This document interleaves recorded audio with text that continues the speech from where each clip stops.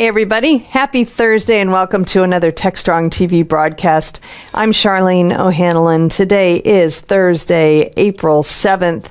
We are just rolling through the month so far, and it's because we have so many great conversations on Techstrong TV. The month is just flying by so far, and today is no different. We're going to get things kicked off with a great conversation between Alan and Steve Boone, who is the head of product over Checkmarx and certainly no stranger to Techstrong TV.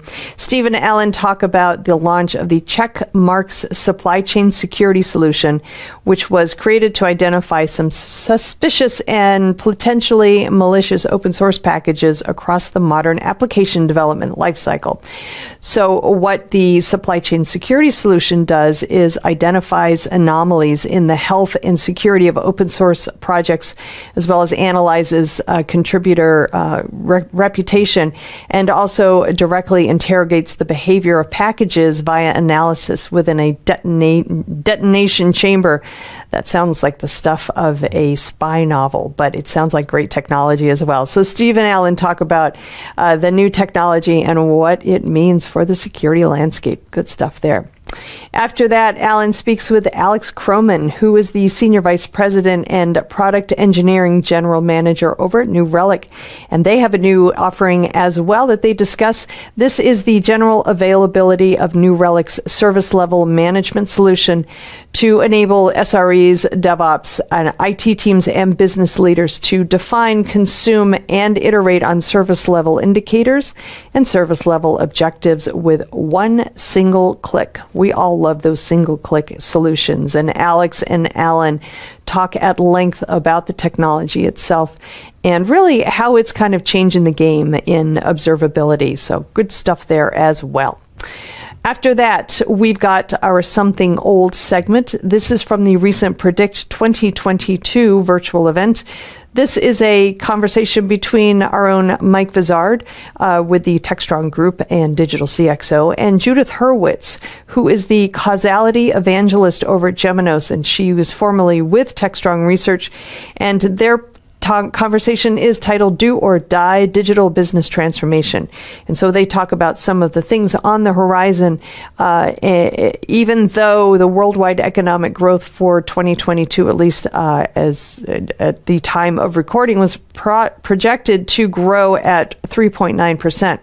Not sure where it is today, but this discussion kind of focuses on what the impact of the pandemic and all of the other things that we've been dealing with on a global scale, what that impact is going to have on digital business transformation. And they also talk about the very real issue of supply chain constraints and disruption. So good, lot of good takeaways in that presentation. So definitely want to check that one out. After that, I'm back. I've got the news headlines for you. And then I've got a great conversation with Horatio Zambrano, who is the Chief Marketing Officer at Secret Double Octopus.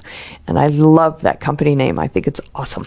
Horatio and I talk about the confusion related to what he says is the broad term of passwordless authentication, which is very much a broad term. It actually encompasses a lot of different things, some that are actually not considered passwordless authentication at all, but somehow got kind of glommed into the group.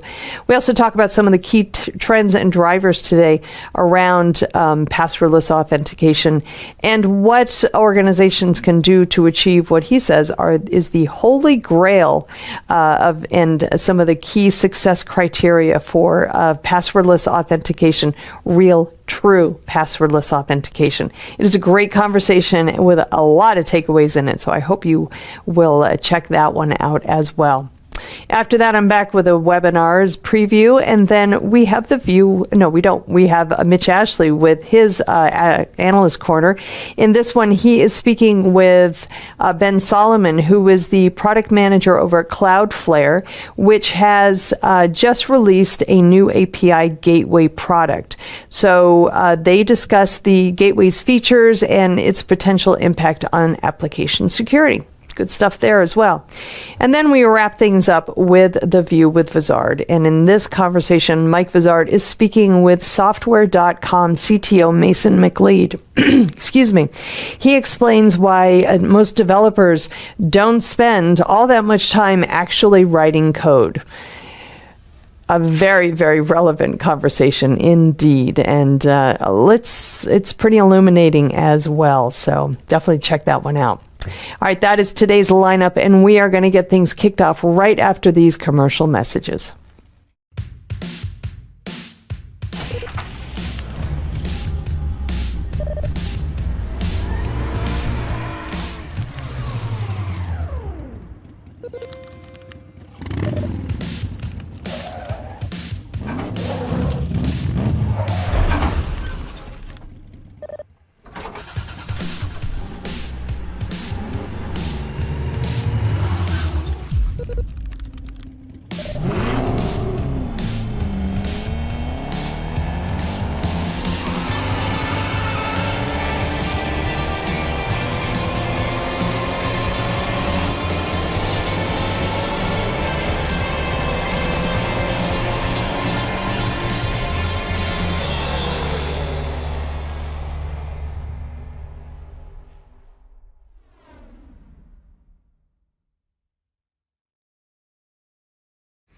All right, welcome back, everybody. First up on today's Techstrong TV, we have, who do we have? We have Alan and Steve Boone, who is the head of product over at Checkmarx. They're talking about Checkmarx's new supply chain security solution that helps identify suspicious and potentially malicious open source packages across the application development lifecycle. This is a great technology and certainly one worth checking out, as well as the conversation. So let's go ahead and roll it now. This is Digital Anarchist. Hey everyone, welcome to another Techstrong TV interview. Really happy to have my friend Steve Boone on for today's interview. Steve's with Checkmarx. Hey Steve, welcome to Techstrong. Alan, thank you so much for having me. It's good to see you again, my friend. Yeah, hoping we'll see each other in person soon, maybe RSA or something in June. I'll be there. I'm looking forward to it. Yeah, definitely. So will we. Anyway, hey Steve, of course our audience is familiar with Checkmarx. They may not be as familiar with you. Why don't you give, just if you don't mind, a little background on you, your position at Checkmarx, and we might as well throw in a little Checkmarx background too. Yeah, sure, absolutely. I'm really happy to be here. My background's very much in DevOps, and spent the last 12 years working with a number of different organizations, helping them scale not only best practices in Agile, but DevOps, continuous integration, continuous delivery, and always viewed security as kind of that standalone challenge that people brought in but didn't quite know how to perfectly smooth out and facilitate. And so 2021, I jumped over to Checkmarx, took a role over there as head of product management, really looking on emerging products and emerging technologies. And it's been a fantastic ride. We've got to talk to a number of different organizations and really help them streamline that whole idea of really centralizing security and looking at new advancements and threats and how they can start to prioritize them and attack them and hopefully prevent them. Absolutely. It's good to have you over there. On that front, Steve, you're here to tell us about some new offering from Checkmarx, yeah? Yeah, absolutely. On the 22nd. Yeah, we just announced it. Super excited. Part of our Checkmarx SCA solution, which, for a lot of organizations, they're leveraging that to give them the basic information about open source, right? What are my vulnerabilities? What are my licensing implications? What are my known vulnerabilities? Fairly common market stuff that you expect to get out of an SCA tool. With this, we've added our capabilities for identifying supply chain vulnerabilities. And so this, is a huge step forward in what we believe will be a bit of a shift in how companies look at and think about open source. Traditionally, we've seen companies kind of have a tolerance for known risk, right? I can look at my list of vulnerabilities and say, hey, these are high, these are medium, these are low. I want to focus on the high, right? These other ones, they might not be exploitable. We're not that concerned. But what we've seen now, especially over the last couple of months, even going back as far as October, November 2021, is this huge rise in not vulnerable package, but outright malicious packages, things that are designed to come in and exploit and do harm to your business, to your partners. And what we've been focusing on is how can we identify what a malicious package is, why is it malicious, what are the things that make it malicious, and then inform developers to educate them on how they can identify these packages to keep them out of their organization. So that's been the premise of what we've been driving towards. We released a number of really cool open source projects that are out there. You can go out to github.com/checkmarks. And we've got 3 different projects out there that range from us being capable of monitoring open source packages. So we'll look for abnormal commitments, things that don't seem right compared to the history of that project. And we can alert developers on those. We can also alert the package maintainers. And we've got a lot of cool stuff out there for dependency confusion, as well as account takeovers for open source packages. Love it. Hey, just, I got to do what I got to do. SCA, software composition analysis. Yeah. For those in the audience who are not familiar. And of course, software composition analysis is kind of the term of art, or name given to the open source scanning and these open source tools, scanning tools, in addition to showing vulnerabilities, old versions of open source components, also figure in with licensing as well. Steve, there are a few subjects as hot in security right now as software supply chain. S-bombs and all of this kind of stuff, right? Everything from the White House on down is involved in it. I can't help but imagine, well, here's my take on it for whatever it's worth, right?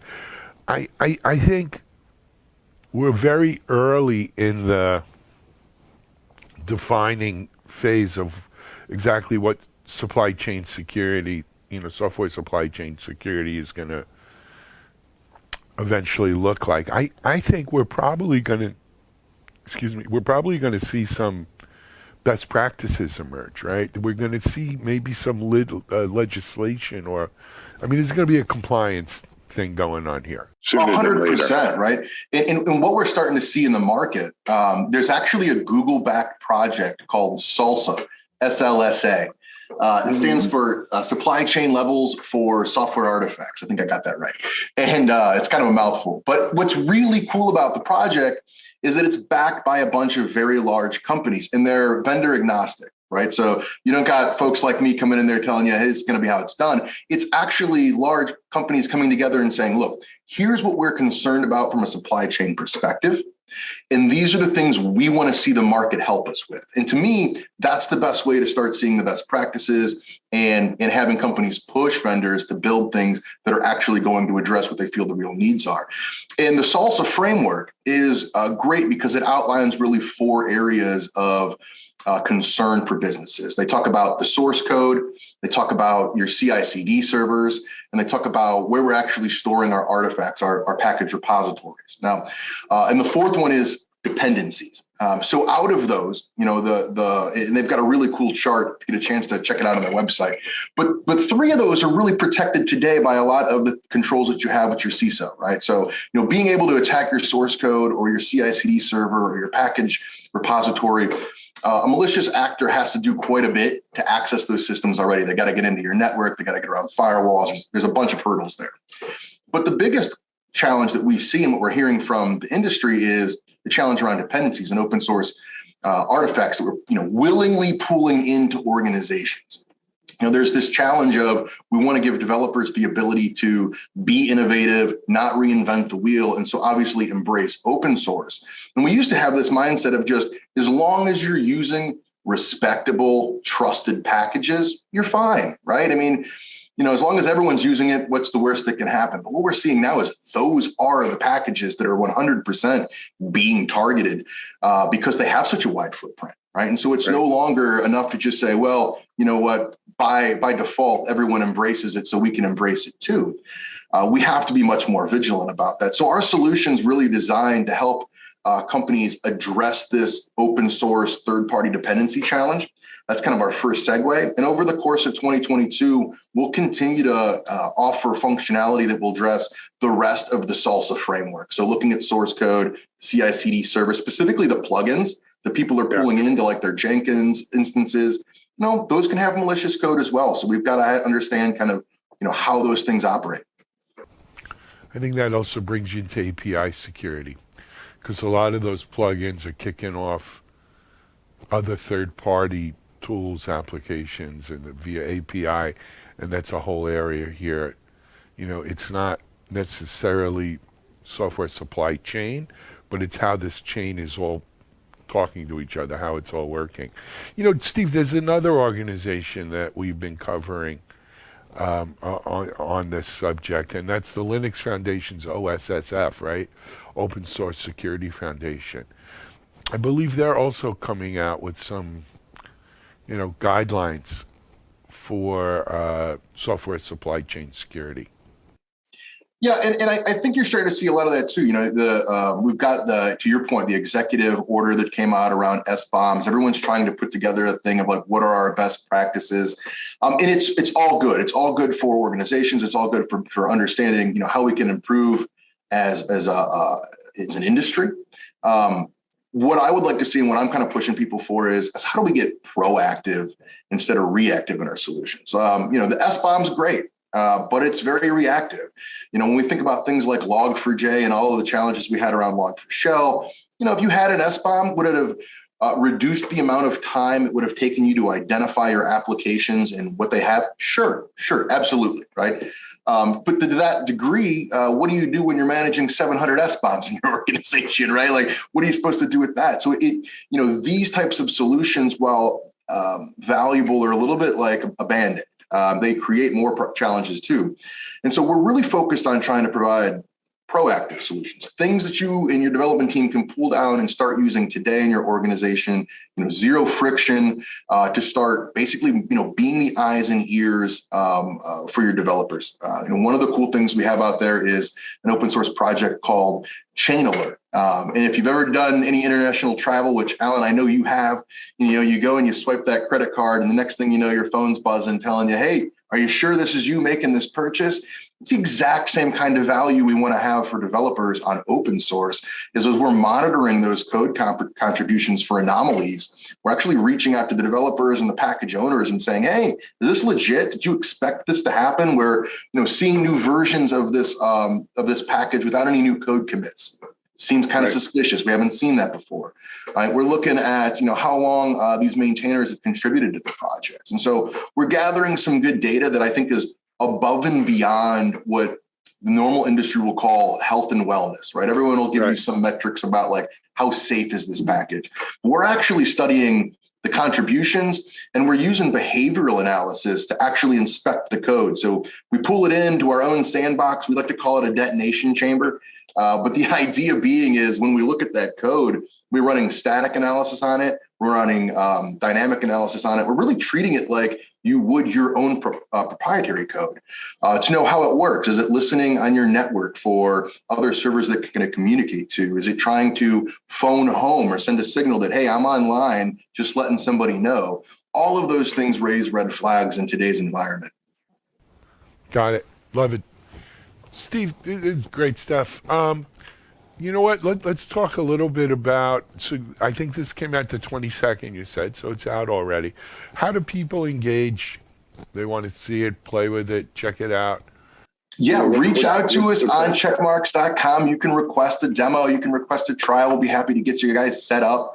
You can access it today on our SCA product. That's where it's available for our existing SCA customers.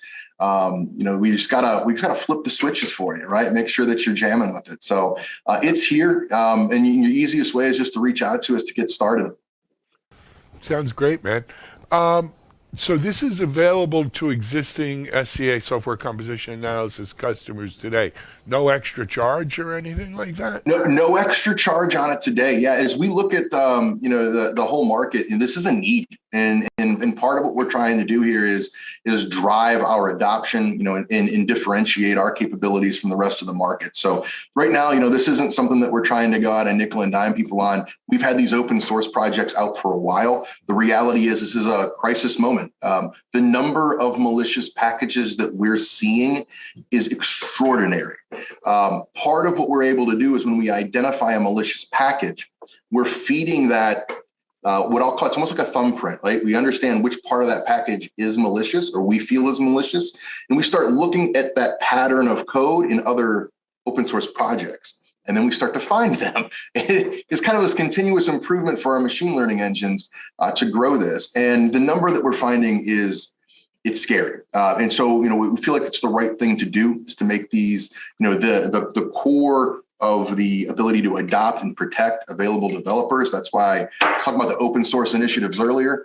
And then absolutely, we folded it back into our main engines, and we'll continue to advance and scale those going forward. Love it. It's great, Steve. I really feel, as I said earlier, I think we're going to see regulation come in here. We're going to see we're probably in emerging practices now. We'll see those kind of evolve into best practices. Yep. But I'm glad to see Checkmarks out ahead on this. It sounds like you really kind of push the envelope here in what people need, for software supply chain. We've been saying internally for a while, and back in August 2021, we acquired a company called Dustico, and they had a great motto. They said, "We don't take code from strangers." And at the time, we thought, man, that's something to wrap your head around, right? In the world of open source, how do you not take code from strangers? And so that's our mission. That's what we're kind of adhering to, and that's what keeps us all kind of rushing into the office, because it does feel like a crazy mountain to go climb. But we've been chipping away at it. We've made great progress. And I think, like I said, this is just the first step for us. Excellent, man. Hey, Steve, I appreciate you coming on. Lots of luck there with Checkmarks. Don't be a stranger. Come back and keep us posted, man. Absolutely. I look forward to seeing you at RSA, my friend. Yeah, you bet. Steve Boone, Checkmarks here. Go check out. It's part of their SCA offering, but it's specifically for software supply chain security. Check it out. Bye-bye, Steve. Thank you. Take care. All right. We're going to take a break here on Techstrong TV. We'll be right back.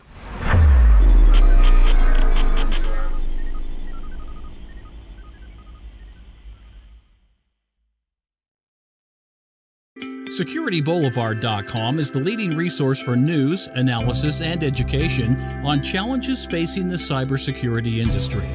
SecurityBoulevard.com covers all aspects of cybersecurity, including data security, DevSecOps, cloud security, application security, network security, security threats, and more. SecurityBoulevard.com has the largest selection of security content, featuring breaking news, blog posts, podcasts, and more. Visit www.securityboulevard.com to learn more. SecurityBoulevard.com, home of Security Bloggers Network. All right, we are back. Next up, Alan is speaking with Alex Croman, who is the Senior Vice President and Product Engineering General Manager over at New Relic. New Relic has a new service level management solution that helps empower IT teams as well as SREs, DevOps, and business leaders to identify and consume and iterate service level indicators and service level objectives with one single click of a mouse button. Good stuff there. Great technology. And it's a great conversation as well. Let's go ahead and roll it now. This is Digital Anarchist. Hey, everyone. Welcome to another Techstrong TV interview. My guest this interview, he's a first-time guest here on Techstrong TV. Let's give him a nice welcome. It's Alex Croman from New Relic. Hey, Alex, how are you? Hey, Alan. How's it going? Nice to be here. Very well. So, Alex, as I mentioned, this is your first time on here at Techstrong, so welcome. Of course, we've had a long history of having folks from New Relic on here, and our audience needs no introduction really to New Relic. I think everyone in the DevOps and CI/CD world and observability and this whole digital transformation kind of space knows New Relic. But Alex, let's start with you. What's your position at New Relic, and maybe a bit about your background? Yeah, I'm the general manager of our observability group at New Relic. So I work on a lot of our observability tools that we offer to customers. I've been at New Relic a long time, 10 years. Wow. Before that, head of engineering at New Relic. So really deep engineering background, software developer before that. So have spent a lot of time leading engineering teams. And at New Relic, we talk about our mission being to help every engineer do their best work based on data and not opinions. And that's just a mission I'm really excited about. Like, I really want to make sure that every engineering team is informed with as much data as possible so they can make the best decisions for their customers. Excellent. That's great. What else is great is, in today's world, we talk about the Great Resignation and this and that. To have someone who's actually been in a company for 10 years, who that tribal knowledge is kind of seeps in by osmosis and also seeps out that's a treasure to have in an organization.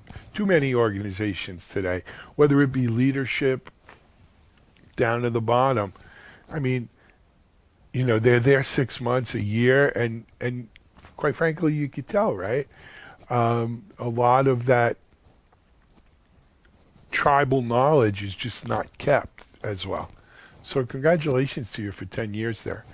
It's been a great ride. It's been, every year it's a new year. There's like so many things we've worked on over that time. It's just been an incredible journey. I'm just thinking back. This past month, we celebrated, I think, 8 years of launching DevOps.com. And so you were there 2 years before that. That's just, that's really good. Good for you. Congratulations. So, now you're in this SVP role of the observability, which, look, there are a few areas hotter these days than observability, right? Everybody's talking about observability and how important it is and why you need it. And it's sort of subsumed so many areas, what we used to call ALM, APM, AI ops, the log management kind of stuff and all of that. It's all kind of taken its place, or it's all kind of fit into this whole concept of observability. You guys, New Relic, I remember interviewing, it's got to be 9 months ago, 12 months ago, where you kind of embraced observability, right? With the New Relic heritage of years and years of gathering data and insight. When did you become the SVP of the group here like this? About 2 years ago. And I can talk a little bit about what that journey has looked like for us. As you and your viewers know, New Relic started off as an APM company. Yep. And over the years, over the last 12 years, we rounded out that offering with a lot of different innovation and point solutions for infrastructure and mobile, browser, synthetics, kind of all of these other products. But a few years ago, we started realizing that our customers really needed everything to be completely integrated into a single platform. And we didn't have that integration done as well as we'd like. And so, 2 years ago, we released the New Relic platform that just brought all of our different products into the same user experience, into the same UI, as well as the same data platform. And that's been a really great change for us. I think, we hear like a lot of customers, a lot of engineers that we talk to, when they are trying to monitor their system and just answer the question, like, is this thing working the way we want it to? They're often going to 10, 11, 12 different tools to do that, like across, And when you're doing that, it's really hard to get an understanding of how just your own systems is working. But if you're working in a distributed environment with different teams and you're depending on, dozens of different services that maybe, some of those services, other people in your organization have written, there's some of the services maybe a cloud provider has written. And if you don't have standard common instrumentation across those, you can't really understand how your distributed system is working. So, I think what we've done, taking the 400 or 500 different telemetry types that we support, putting them all into the same data storage system, which we call NRDB, and then allowing customers to just look at all of that data across all of the different products has been really important. And we launched that platform 2 years ago, and it's just gotten a great response from our customers. Absolutely.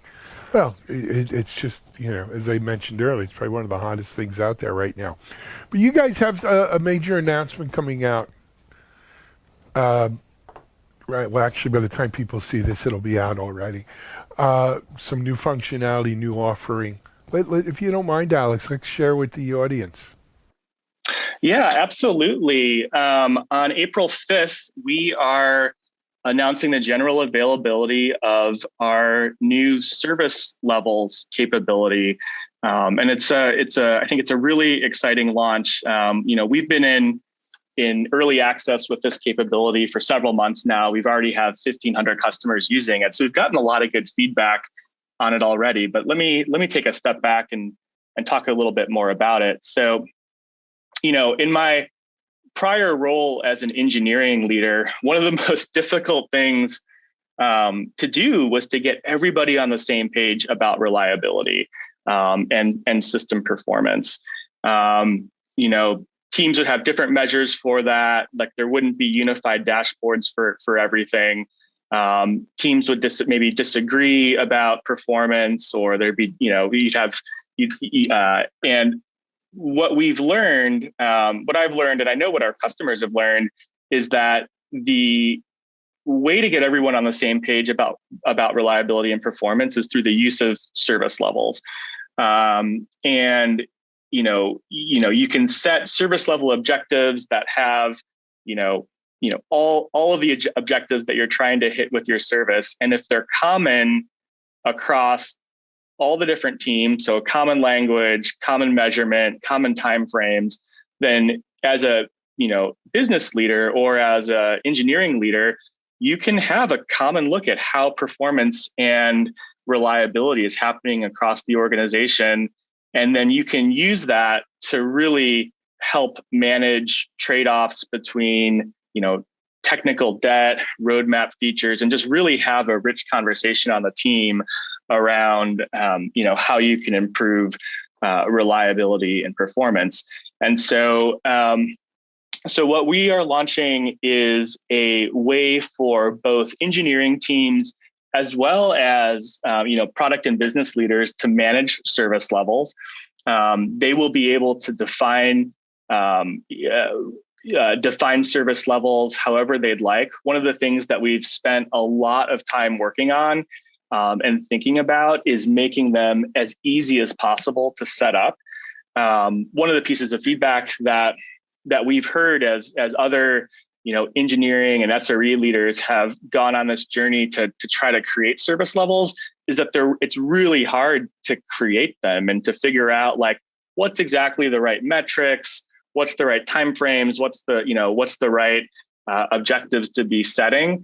And so what we've been able to introduce is just a one-click setup for a service level. So you can go into New Relic, click a button, and it's going to use our AI ops capabilities to baseline your levels and set good guidelines for what we think is at least a good first pass for your service levels. And that's just like a really great, easy way to get teams using those. And that's been a really popular feature. But if you if you want more advanced service levels, you can do that as well. So we have a really flexible data storage system and query system called NRDB, which stands for the New Relic database. And you can compose service levels using the query language. So any kind of subset of the telemetry data that we're collecting, you can create service levels on. It's not just limited to, some like simple service levels like, latency and errors on a single service. So we definitely spent a lot of time on making the one-click setup easy, as well as the advanced query capabilities. And I think even like some of the things that we're even seeing some of the early customers doing is actually setting service levels on key business metrics. Not just maybe performance or error rate on a single service, but on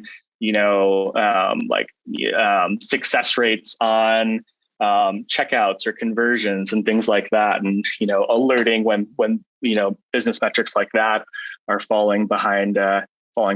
So lots of power behind the feature, and we're really excited about it. I love it, Alex. So we do a bunch of video shows. One of the shows is the SRE show, and we spend a lot of time on the SRE show talking about the difference between SLAs and SLOs. Mm-hmm. Right. It seems to me what you guys are doing here really would lend itself well to SLOs. I mean, SLAs, it's not like we're suing someone if they didn't, a certain level wasn't reached. But it seems like a really, in the age where SREs, I said how hot observability is, SREs are pretty hot too, right? That's a really hot part of the market. It seems like this is a great SRE kind of feature set, isn't it? Yeah, absolutely. And I think, definitely, we were thinking a lot about the SREs when creating this. And typically what we've seen, and adoption of a feature like this, I think, is different depending on the company. But I think, the most common adoption pattern I've seen is that, SREs are really driving the creation of SLAs and SLOs. SLAs are more of the business agreements, but you need to have a lot of SLOs in place to make sure that you're hitting those business agreements. And then it's difficult for them to get those in place because there's not an easy system to track them. They're hard to set up.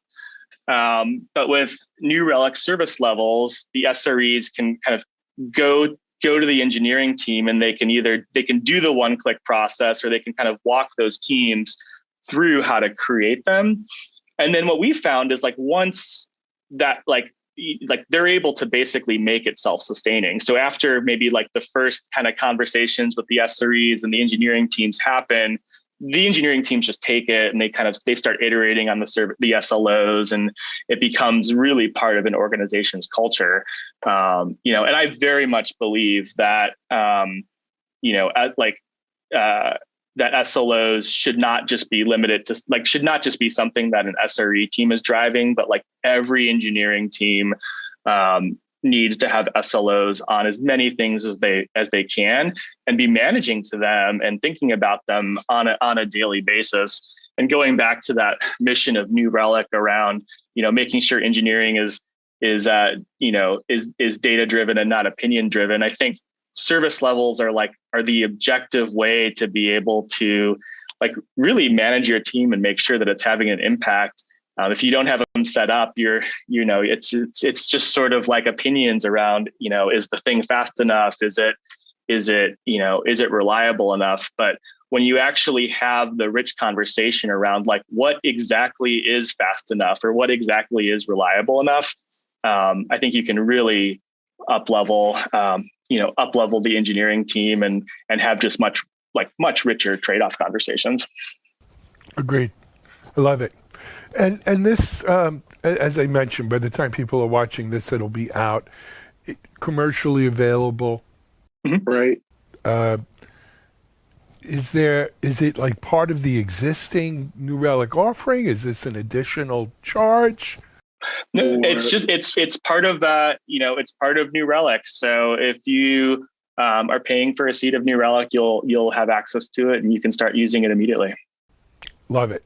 Hey, Alex, this sounds like a great new addition to an already kind of full-featured product. So, good work, man. It'll be interesting to see how the market scarfs it up, because they're always looking for stuff like this. Keep up the great work. Come back and keep us posted. All right. Great. Thank you so much. All right. You know what, Alex? We didn't tell people obviously newrelic.com, right? NEWRELIC.com. And I imagine off the front page, you'll be able to get news on this. Absolutely. Yep. All right, man. Be well. We're going to take a break here on Techstrong TV. We'll be right back.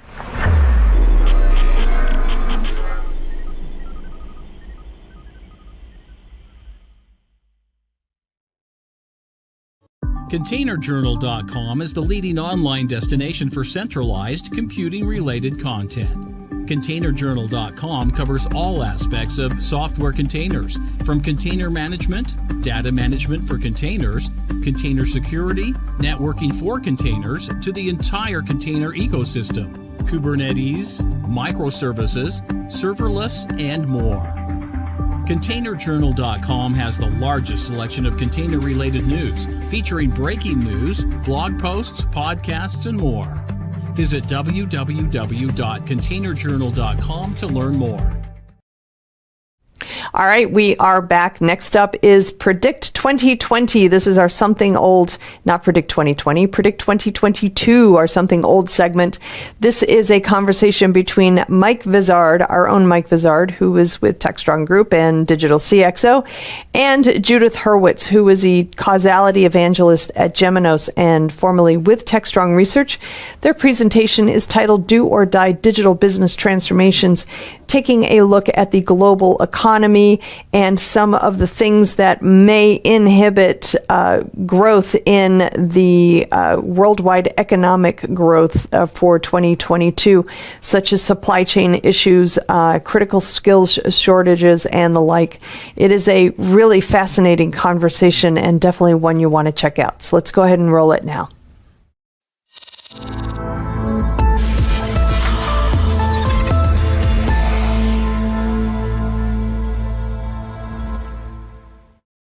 Hello and welcome to the Digital Transformation Do or Die in 2022 presentation. I'm Mike Vizard, Chief Content Officer for Techstrong Group, and I'm with Judith Hurwitz, who's President of Techstrong Research, and we're going to walk you through what to expect in the coming year as we all move past COVID, hopefully, and reinvent just about every process we can imagine.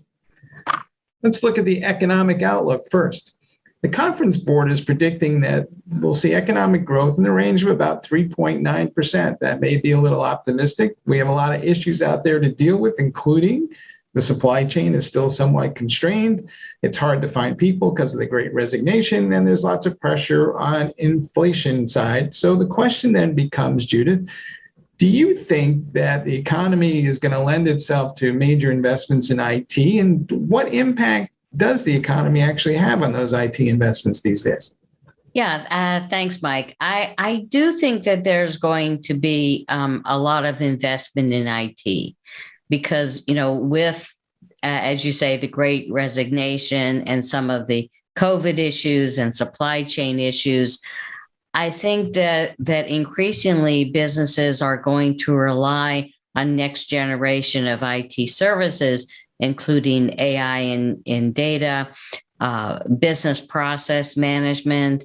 And you can already see that a lot of businesses, if a customer calls up and has an issue or a problem, they are being sent to a virtual agent, which is okay if you have a simple issue or simple question. But right now, I think it's all or nothing. And I believe that IT organizations are going to start investing in using AI and data technology and improvements in business process management in order to improve the customer experience. Because right now, I think they've gone so far to the automation perspective and persona that they're missing out on the opportunities to really engage with customers. So I see that as one of the biggest issues in 2022 is automation is fine, but you have to find genuine ways to engage with your customers based on business process. When I was much younger, the IT budget was kind of dictated as a percentage of revenue. It was usually in the 2 to 3% of total revenue that an organization generated. And I wonder if that metric or that method of thinking about IT spending is kind of become antiquated, because so much of what we're going to do going forward is dependent upon IT. So do I need to rethink how I budget for IT? Yeah, I do think budgeting has already changed. You don't hear IT as a percentage of revenue anymore.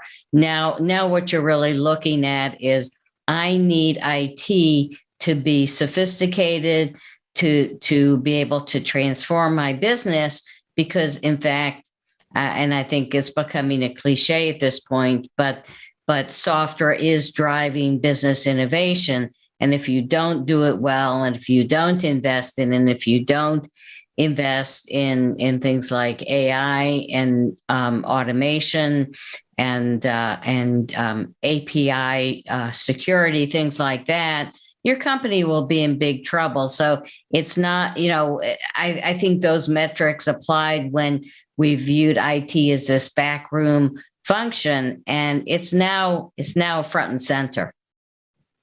And that IT budget, is it really tied up in a centralized IT organization? Or it seems to me every line of business now has its own little IT team, and then there's a centralized team. And how do those two things come together? Because frequently I feel like they're at odds with each other. So I think we, for the last, I say 4 to 5 years, we've been in an era where the developer is king or queen, and the developer dictates what technology is going to be used. And, it always happens within this market that it goes back and forth. So I think we're about to open an era where there's a lot more centralization of key factors.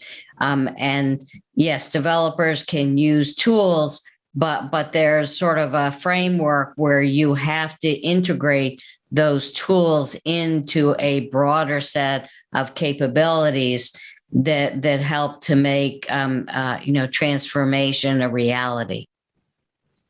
I think you're spot on, because last time I checked, it was almost impossible to drive any meaningful digital process transformation that didn't touch multiple departments. So the idea that somehow a marketing department can go drive something without engaging the supply chains or the sales department seems counterproductive. So do you think that this whole shift is going to force everybody back to the table, as it were?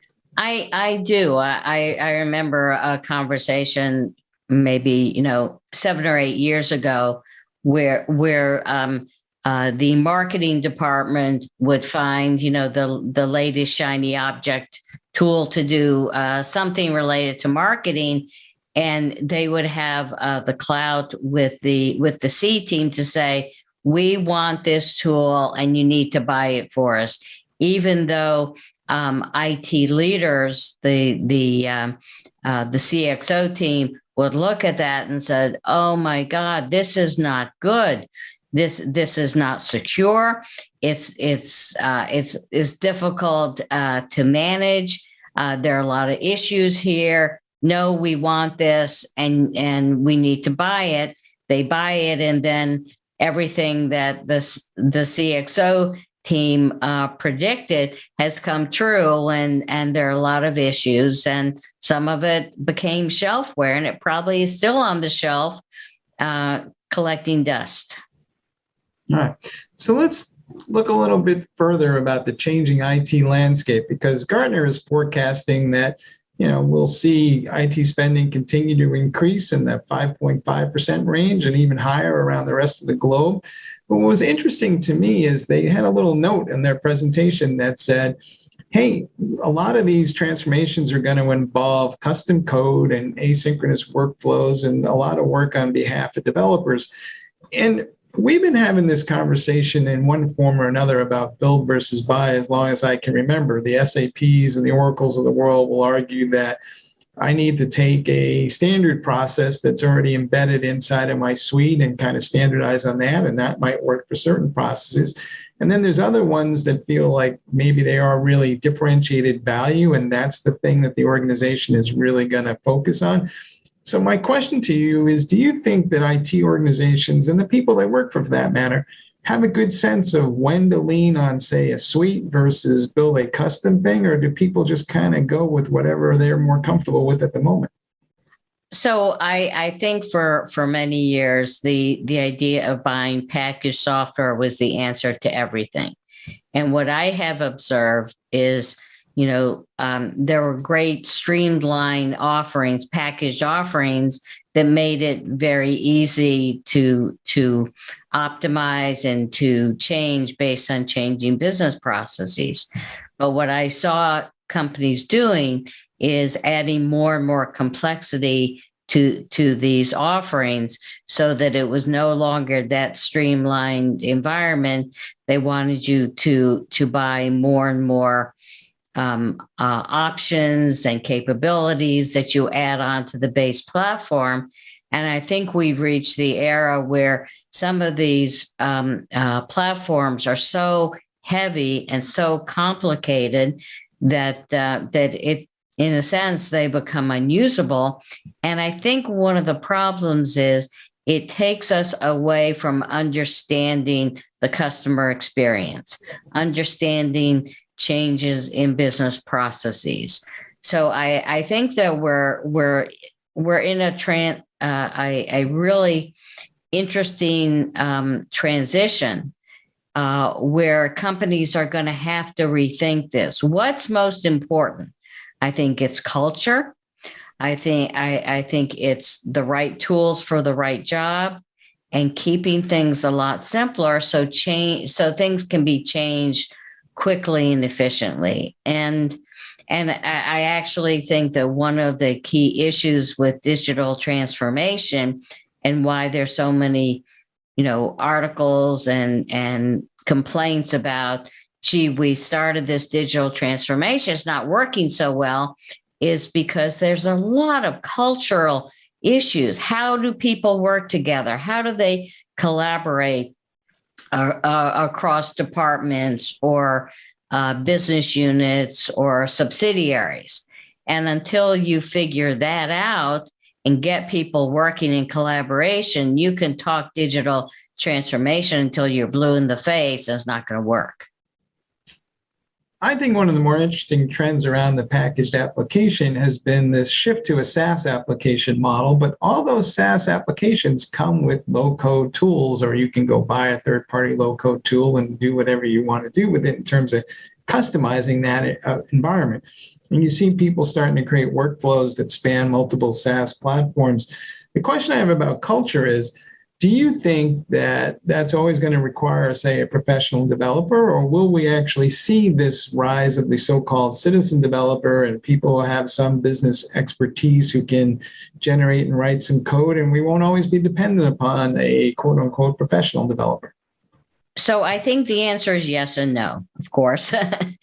And the reason I say that is because if you're going to have a low-code environment, which obviously is there and people are using it, you have to have a framework and an infrastructure. So if somebody says, I'm going to take this tool and I'm going to create this exciting new thing, what if it breaks things? What if it brings in the wrong data? What if it creates a crazy business process that sends things into a tailspin?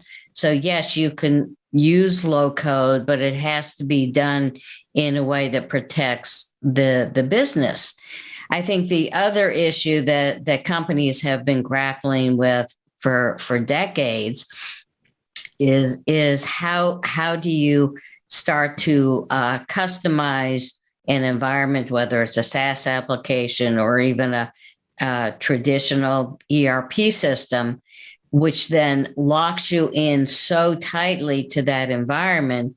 When something new and something better comes along, it's not so easy to make a change. So there's been, this is not a new debate, but I think, SaaS applications, allow you to write a lot of custom code. And one of the impacts is you are locked in for a long time. Yeah, and one of the challenges with business users creating applications is they're not application designers, so chances are that the application is going to be ugly is high. Chances are that it won't scale in the enterprise is even higher, and the chances are that it's going to be insecure or astronomical because they don't know anything about security. Well, and that's why you can't just say, oh, this is a low-code environment, go have fun. You have to set up rules.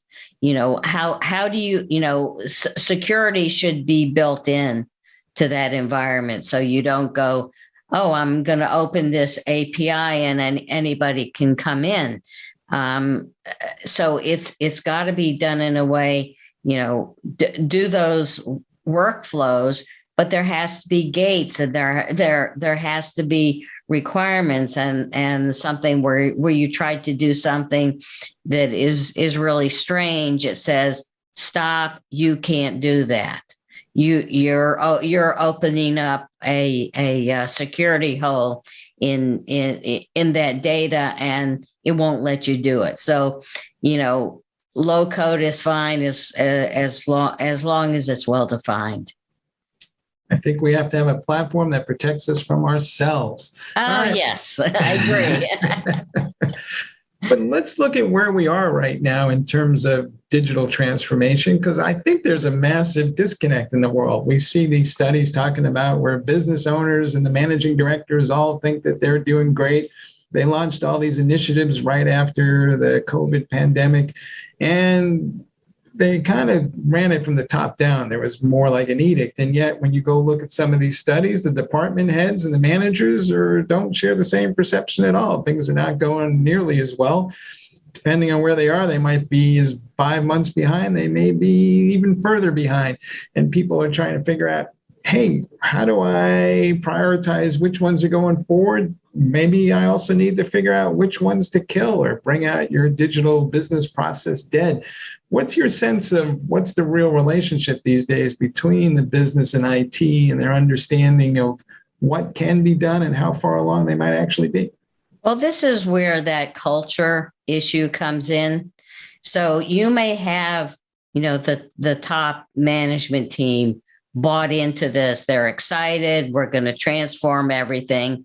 But unless the whole organization has a roadmap and understands what their job is and how this will help the business, if you just have a few people at the top all excited, but people, 3 rungs down in the organization that actually have to do the work say, I don't know what the hell these guys are doing. This is bunk. I don't get it. I'm just going to keep coding in COBOL because that's what I love.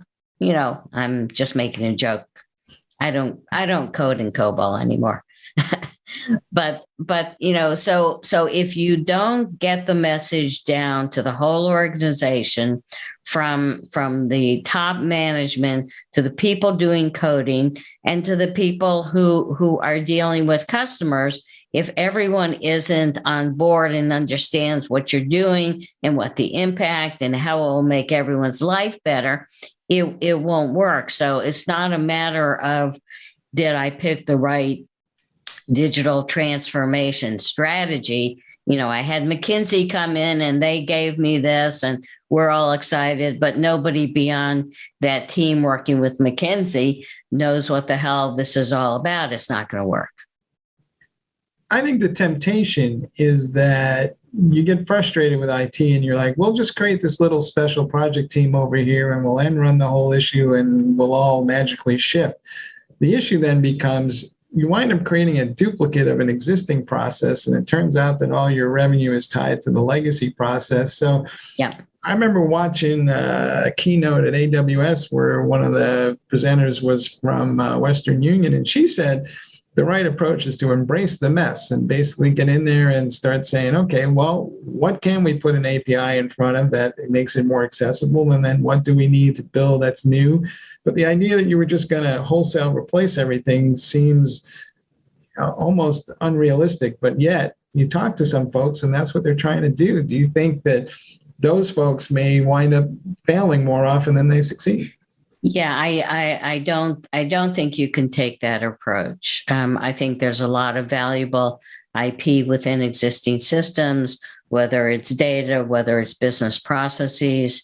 You have to be very careful with processes, because if it's a process that manages, and let's say it's an insurance company that sells annuities, and you have a system that understands the data and has business processes in place for cutting, checks for customers, and you say, well, let's just redo that, and there's some rules in there that if you mess with them, you're going to get in huge trouble. So I think that you have to be careful. You have to look at the whole environment. A great example of this is with AI. So I actually heard this story from an IT leader who was talking about how the company decided they were going to go all in on AI, and they hired 5 computer scientists, AI data scientists, put them in a room, whatever you need. 6 months later, they said, okay, so is the system done? And the response was, well, we've been working on this, and we have picked a model and a language that we want to use.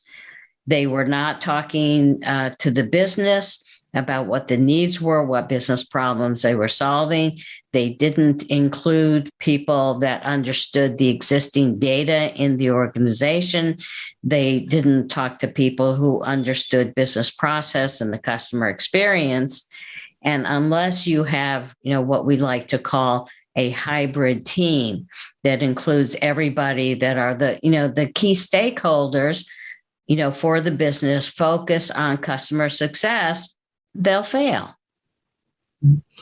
Do you think IT leaders should maybe make a extra effort to insert themselves into that conversation, especially if they know that the company is kind of on its way to crazy train city?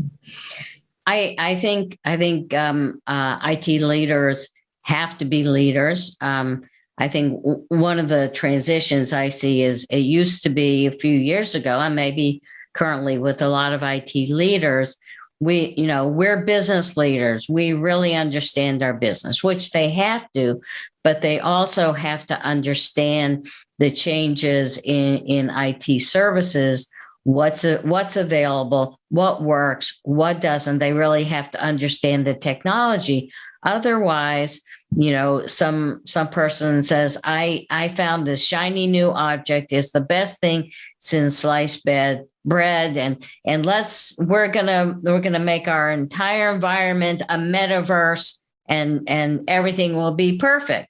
Now, if the IT leader doesn't understand what that is, and doesn't want to appear stupid in front of this 25-year-old technology genius, then they're going to make mistakes, and that's happened time and time again. A true IT leader has to have deep understanding of the business and a deep understanding of technology, and not get snowed. All right. And if nobody's listening to you, maybe you are in the wrong spot, and you should start looking for some place that will. All right. The other big issue of the day, though, is simply skills. It seems to me, at least, every survey that I look at points to skills as being the biggest barrier. At least a quarter of the folks who took a Red Hat survey said the same.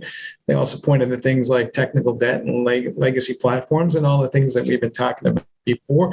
Where do I find the skills to drive these processes? Because a lot of my guys are basically spending all their time trying to hold up what I got as it is. It's all baling wire and tape as it is. So how do I kind of make the pivot and get the right people with the right skills in the right place?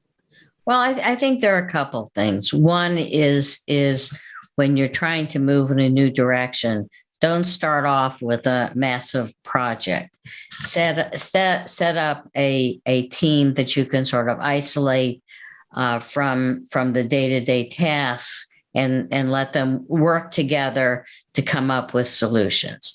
The other thing is we talk about IT skills, but there are a lot of people with coming out of technical schools, coming out of junior colleges and community colleges, and they are willing and eager to be trained. So, there's a whole group of people out there who aren't, coming up the IT ladder, and I think we have to invest in people who are in different professions, different directions, because it can work. I think it, and I just think there are no magic bullets here. There are no easy solutions. If you just apply this pixie dust, everything will be perfect. You have to deal with the legacy systems. You have to really understand your data and work with it. You have to understand what your business processes are and how they're locked in and how you can open them up. So, I don't think there are easy answers. I think there's a lot that can be done, but when you're dealing with systems and technology that's been in place for, maybe 30, even 50 years, and you've neglected it. It's like if you have a home that was built 50 years ago and nobody has done any maintenance on it, and then you say, okay, now it's time to update my house, but everything is crumbling around you. You can't just do a new coat of paint or say let's add new curtains or a new kitchen if the underlying infrastructure is falling apart. I think if you're running IT these days and you're counting on the HR department to help you find talent and staff your squad, that you're going to have a bad ending. We see it all the time, right? There's all these jobs that are listed out there that aren't going fulfilled. The wrong candidate never seems to be called out, and so a lot of guys wind up interviewing people who are the wrong people for the job in the first place, and then they can't find the right people because they don't really manage. At least the IT leader doesn't think like a general manager of a sports franchise where you are kind of thinking about talent management all the time. Right. You have a little farm system that you create. You're working with the local colleges. And you are pulling people out who may not have a traditional background, and you're getting them into your organization and kind of bringing them along. So do you think the way that IT people think about managing personnel just needs to change? I do. I think, when I was talking about community colleges, that's exactly, if you say, okay, I want somebody with, 10 years of Python development experience, and they have to know these frameworks and they have to be an expert on API management and security, you're going to have a hard time finding them. So I think, having this, I love the idea of a farm team where you bring people, people have a career path. Yes, you don't know everything, but we'll teach you this much. And then they become experts on that. And then then you grow them and you train them and you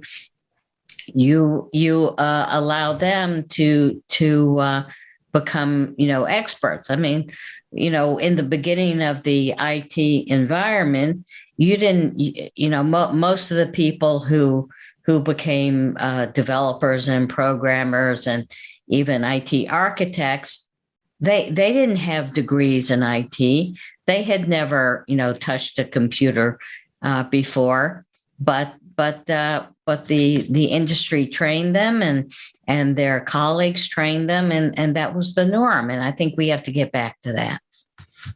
Yeah, I always like those ads where they're looking for people with 10 years of Kubernetes experience for a platform that hasn't been around yet for 5. So that's always Right. amazing to me. Yeah, I remember seeing some ads for people in AI for large companies, and they would list, all of the qualifications that they needed, and they were paying high salaries, but if you had that experience, you had God status. And of course they could never, even when they were offering, salaries of like, this is $2 million salary, even at that, they couldn't find people with all of those capabilities, including 10 years of Kubernetes experience. All right. Well, Winston Churchill once noted that you should never let a good crisis go to waste. And I feel like we have a lot of crises going on all the time, and COVID-19 is only the latest in the series, and there'll probably be more.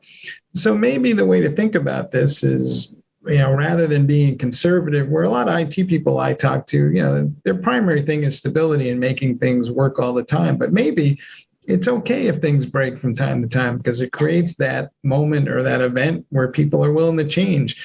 And I feel like our conversation as we go forward is really all about change management at the end of the day and how to do it. So is that where we're at this point? I think you're making a really important point. I don't remember who said it, but I always remember somebody who said you should cherish your bottlenecks, because if everyone seems to be working just fine, you don't pay attention to the problems. If you focus on where are the bottlenecks, where are the problems, then you're going to be a lot better off changing for the future. I feel at least, though, that we are at some pivotal moment where if I don't get my act together this year, I might be consigned to the scrap heap of history, as they say. Do you think that people have time, or is there a sense of urgency going into 2022 that we really need to get in front of? I think there's definitely a sense of urgency. How we manage our data, how we manage our business processes, how we learn to develop in a way that is flexible and modular, how we use the cloud as the industrial cloud as opposed to let's go build something and who cares what it looks like. So there is a sense of urgency. We need to do that if we're going to make it. All right. Well, guys, thanks for spending some time with us. We really appreciate it. We're going to take some questions and answers now and move on.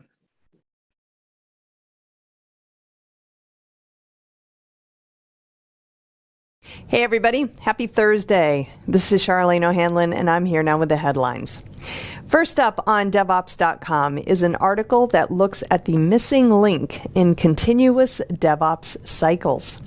Delivering software quickly, reliably, and safely is at the heart of technology transformation and organizational performance, regardless of industry. As part of overall technology transformation, many companies are recognizing the benefits of applying DevOps methodologies to areas outside of software development, such as general product development, IT expansion and scaling, and new business processes. However, some organizations and even software development teams may be missing a crucial step in the product development lifecycle.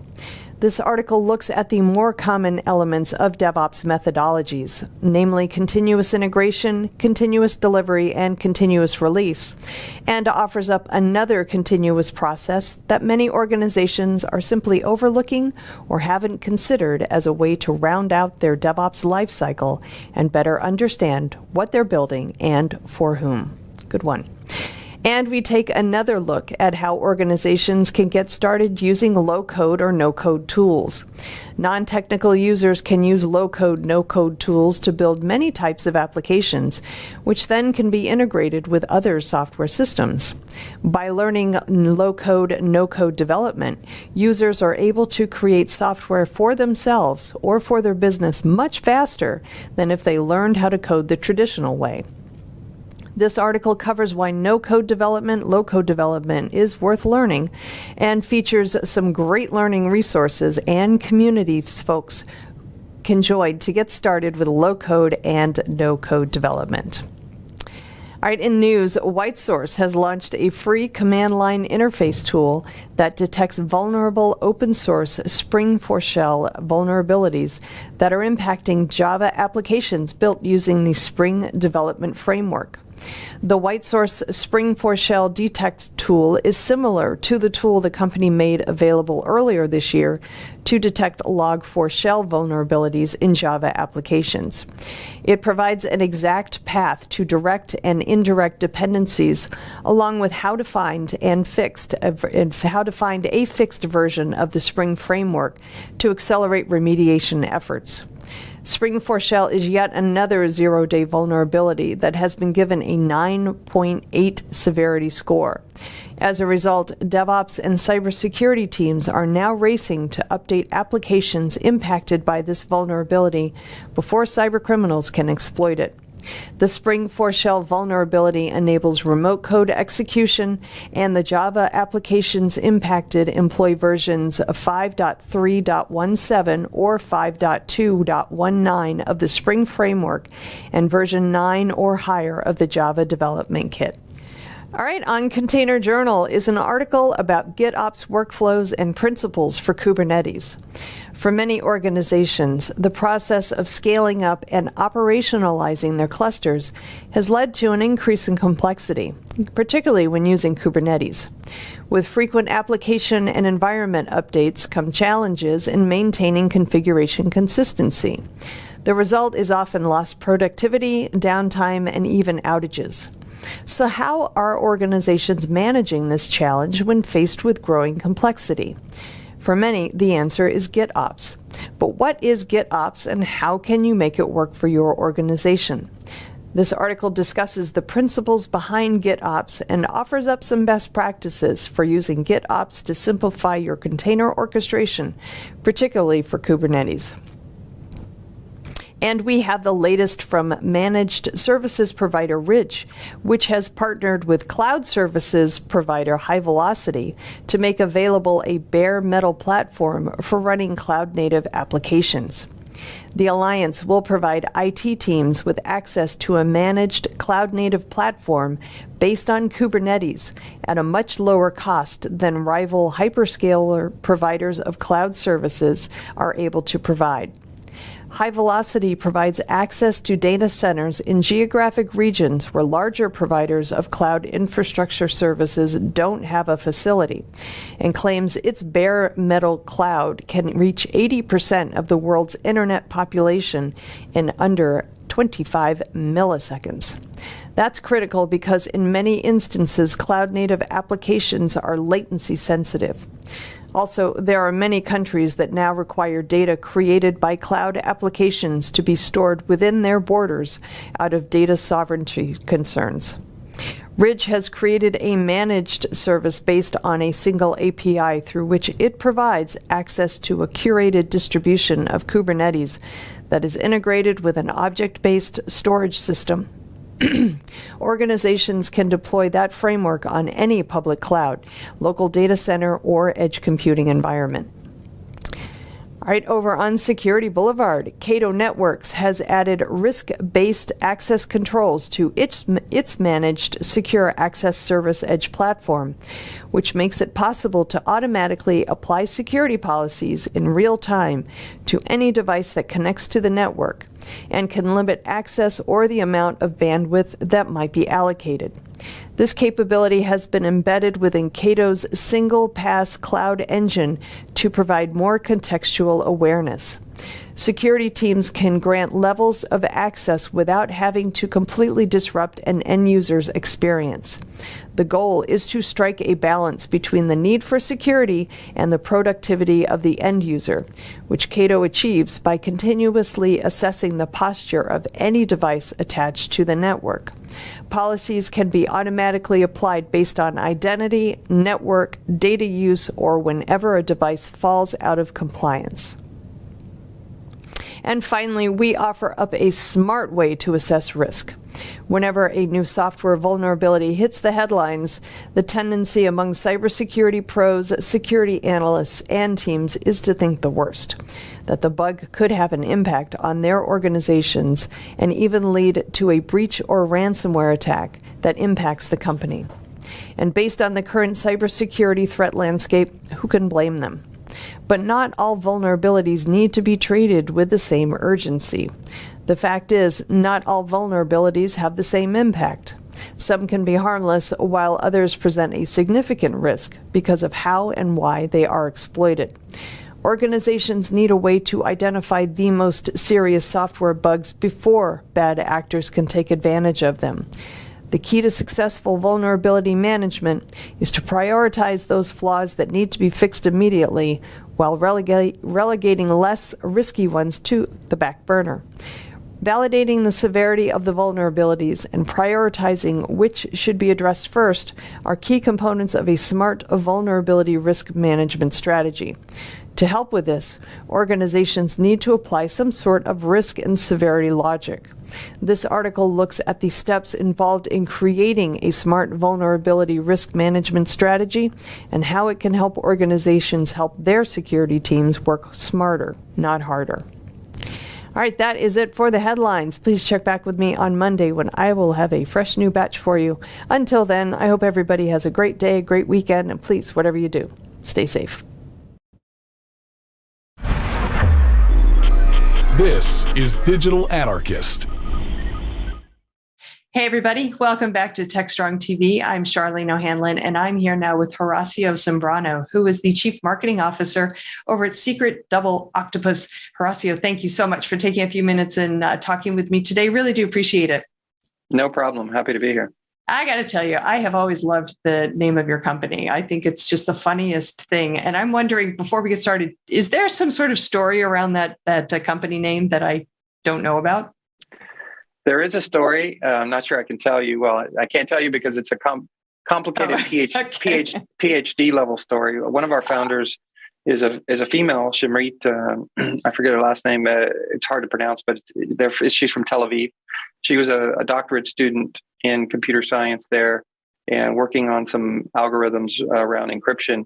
And so the original sort of premise of the company was around packet transmission across 2 different channels or 8 different channels and certain types of encryption. And so the 8 went to the octopus, I suppose, and then Secret Double Octopus because it was being transmitted twice. And it was related to VPN, but then eventually we morphed it into authentication. And so there's a story behind it. One of the things we do in our platform is secret sharing. So we are able to share information to a mobile device through 3 different channels so that it's actually quantum safe. It can't be encrypted. The odds of it being sort of man-in-the-middle attacked across all those channels and recomposed at the endpoint would be very difficult, almost impossible. So we do kind of, the secret sharing concept is known in academia, and that's sort of where it comes from. Gotcha. Well, that's pretty nifty, and it sounds like nifty technology as well. But I want to talk to you today about passwordless authentication and maybe some of the confusion around it, and where you kind of see, passwordless authentication kind of living these days. So, tell me a little bit about what you are seeing in the authentication space in general, because I know multi-factor authentication and other different methods are increasingly being utilized in many organizations in light of all the cybersecurity attacks that are occurring. But I'm wondering if that's enough and whether passwordless authentication is part of that conversation. Yeah, I think that's one of the confusions is that some organizations think passwordless is less security because it's passwordless and they're so used to passwords. It is part of the MFA sort of umbrella. for the most part. It can be, there's magic links. There's certain ways you can implement passwordless, a smart card, which is not necessarily multi-factor. So smart card is something you have. But most of the solutions in the market today are multi-factor. It's something you are, and biometrics is used, and something you have, like a phone. And so I think that in general, there's confusion. The MFA explosion that sort of happened with the pandemic has actually helped passwordless. We've seen it in our pipelines, and I've been part of 2 companies over the last 3 years that are in this enterprise workforce passwordless authentication. And we've seen the pipelines grow and the interest grow continually. So the confusion, I think, is that people sometimes, if you look at all the surveys, over 50%, 60% say they're already doing passwordless. Well, that's the confusion.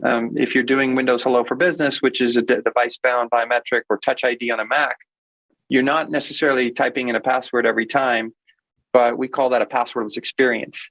And that's, if you reboot that machine, you as a user need to remember the password. So there's still that dependence on the end user remembering a password. So I think that when people answer the surveys, are you doing passwordless authentication, and those numbers come in really high, they're confusing things that might be passwordless experience that really still have a password underlying. And they may also be thinking, well, we're doing it for our consumers. And so they're mixing it. They're mixing different domains for it. And it seems like the surveys come back that there's a lot of optimism, but that already 60% of the enterprises are doing passwordless.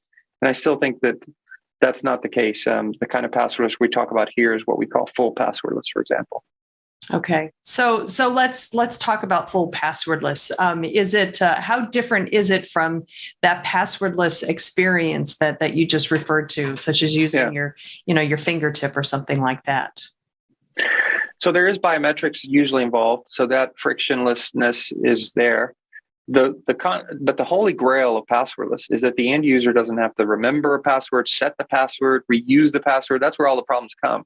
Mm-hmm. So to me, the holy grail of passwordless is if you can truly get to where an employee never has to remember a password in their day-to-day interactions with resources. So that may mean logging onto their workstation in the morning or multiple times throughout the day, accessing applications, if they're at home, VPN. So there's a number of use cases, and most analysts have documented what those use cases are.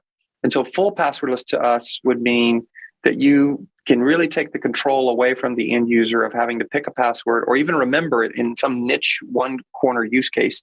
Mm-hmm. So it's not a splintered experience. It's splintered in the sense that, all my cloud apps go through an IDP, Okta, and those are all single signed on, and I can get on without a password. But then over here, a VPN, I have to remember a password. And so I think that is getting to the holy grail is really getting to that. And a passwordless experience generally doesn't get there. A passwordless experience will make a lot of those experiences, those use cases, not necessarily a typing password, but there will be moments where you will have to remember it. And because you're not using it as often, it may actually be worse for you because now you really got to put it on a Post-it. So the holy grail, and that's the challenge for the industry. In fact, the number one challenge has been for all passwordless vendors. If you look at all surveys, that the number one obstruction to getting passwordless deployed is the legacy applications that cannot be federated through SAML or OIDC, and not being able to support those. That often will block an enterprise passwordless deployment. And do you think we're getting better at it, though? I mean, do you think that APIs are coming out or service overlays or something are coming out that will kind of enable that, even though it is legacy technology? Are we getting there? Slowly. I mean, a lot of vendors will not go there. But the fact is, most companies are transferring their applications to more modern applications anyway. Right? There are some that are going to stay there for a while, but it's getting better in the sense that it's either they're choosing to live with a couple of apps that they're going to leave sort of in a legacy state on premise. But as the lift and shift trend happens, more of these applications are traded out for more modern architectures. In our case, we're doing password rotations. Sort of like what you do with the CyberArk for Privileged Access Manager, whereas most of the passwordless vendors today build their infrastructure on a FIDO certificate, which is a PKI certificate infrastructure. Right. So when you do password rotations, we're able to actually support a legacy on-premise app because we can, through that secret sharing, inject an application into that on-premise legacy app. but we also support FIDO, but only for the use of the FIDO key, not as an underlying architecture that some of the other vendors are doing. I wonder if we're seeing a more uptake in cybersecurity in general, especially over the last couple of years, because workplaces have shifted, and even the ways organizations approach working has shifted. It seems like there's been a greater emphasis put on cybersecurity, and I don't know. Well, I have a feeling it's because we've seen a whole lot of cyber events occur, and either just because cybersecurity or cyber attacks have gotten that much better, or because there's been kind of a lax in cybersecurity technologies and practices over the course of the pandemic, when organizations just wanted to get their employees home and working, and we're kind of seeing the issues from that. So do you think we're getting better as far as just an awareness of cybersecurity is concerned? Yeah, I think so. I mean, I think there was, like you said, that first phase was business continuity, keep the lights on. But then, we saw that push to VPN, remote access, and that's where the MFA was one of the best practices that we saw that surge. Then it sort of evened out, and people started to think more rationally. And now, zero trust has been out there for a while, but I think people are really thinking about zero trust network access and architecting their workplaces amidst these changes that are going to be kind of the new normal. Zero trust is being out there. And I think for MFA, the most large enterprises have deployed basic MFA. Some of them are looking at passwordless, particularly, but they're also looking at adaptive MFA in this new architecture they're designing. And so to me, the big question is adaptive MFA is really this idea of frictionlessness and a step up in certain cases, depending on the access, depending on what you're trying to get to. And I think passwordless, we already start at that sort of higher level, and you can still get frictionless. So to me, adaptive MFA and passwordless, which are at around the same price point in the market, it's kind of like the thing I think is going to be kind of the decision point over the next few years. But I do think cybersecurity has become more visible and more aware at the board level, particularly because of Colonial Pipeline and the ransomware attacks that actually stopped operations, not just a data leak. So it didn't seem like the very expensive data breaches were doing it, but when you have people lining up, that became a much more relevant present thing for people. And we know that phishing and ransomware have taken off. So the hacker themselves are doing more attacks in the pandemic as well. Yeah, it's really amazing. All it takes is for something to kind of hit you in the pocketbook, basically, and then all of a sudden, you are so much more aware of it. When it gets personal, then you're going to do something about it. So where are we today with respect to kind of passwordless authentication and just even MFA? Do you think that we are where we should be from a technology and an adoption standpoint, or do you think we still have ways to go?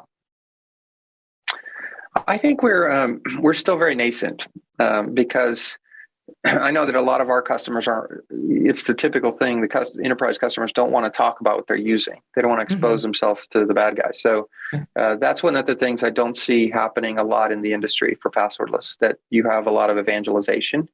And MFA is sort of just almost commoditized. There's so many providers, and the price points have come down so much. You can get MFA from your single sign-on providers as well who offer it. And so MFA is everywhere, and in some ways, but what it is it's not used universally. So this idea of full passwordless that I was talking about, even a full MFA, you have, I think the Forrester latest survey said 46% of applications have MFA. So half of them don't. And so you may have VPN, your VPN may have it or may not. So it's not used uniformly. And now this question of, do we go for an adaptive MFA? Well, that's something that larger enterprises are doing. And so I think we're still nascent, and I think that we're seeing the growth in our business, but it seems like it should be further along. The analysts, I remember Gartner made a statement in 2017 that by 2022, 90% of I think it was 90% of large enterprises would have passwordless in place, and 60% of mid-size. Well, we're here now, and even though the surveys say that, again, there was all that confusion. I think that in terms of what real full passwordless, how many people really aren't using a password to get into any systems, I think we're far from that. So again, these things like passwordless experiences, the Windows Hello for Business, they've helped push us that way. But it's not the final story. Yeah, in terms of where we need to be. Yeah, well, hopefully things will get better in the next 12 months or so, and I do believe that as we see an increase in attacks, the more organizations will adopt, at least multi-factor authentication. Passwordless authentication would be awesome. So we'll just have to see how things go, especially as they kind of move forward in their digital transformation. Hopefully cybersecurity will be a larger part of the conversation, and passwordless authentication will be a good part of that as well. So, Horacio, thank you so much for taking a couple minutes and talking with me about this. It's a fascinating topic, and I'm sure it's one that we're bound to have at least one more time before we get it all sorted out. Okay, it's a pleasure. Thank you, Charlene. All right, great. All right, everybody, please stick around. We've got lots more Techstrong TV coming up, so stay tuned.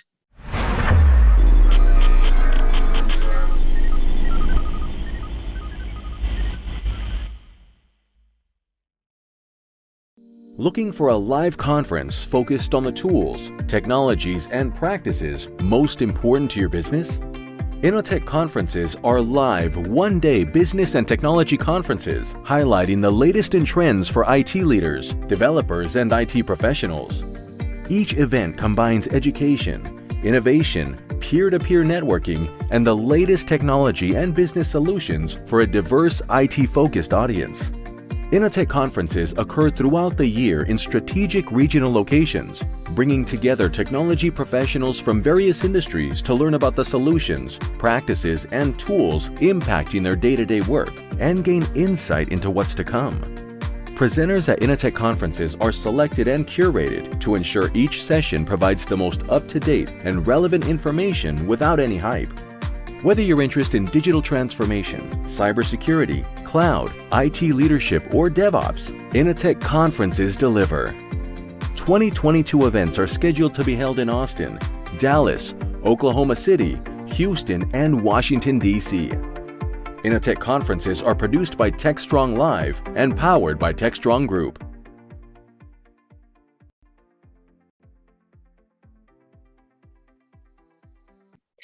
Hey, everybody. Happy Thursday. This is Charlene O'Hanlon, and I'm here now with the webinars preview.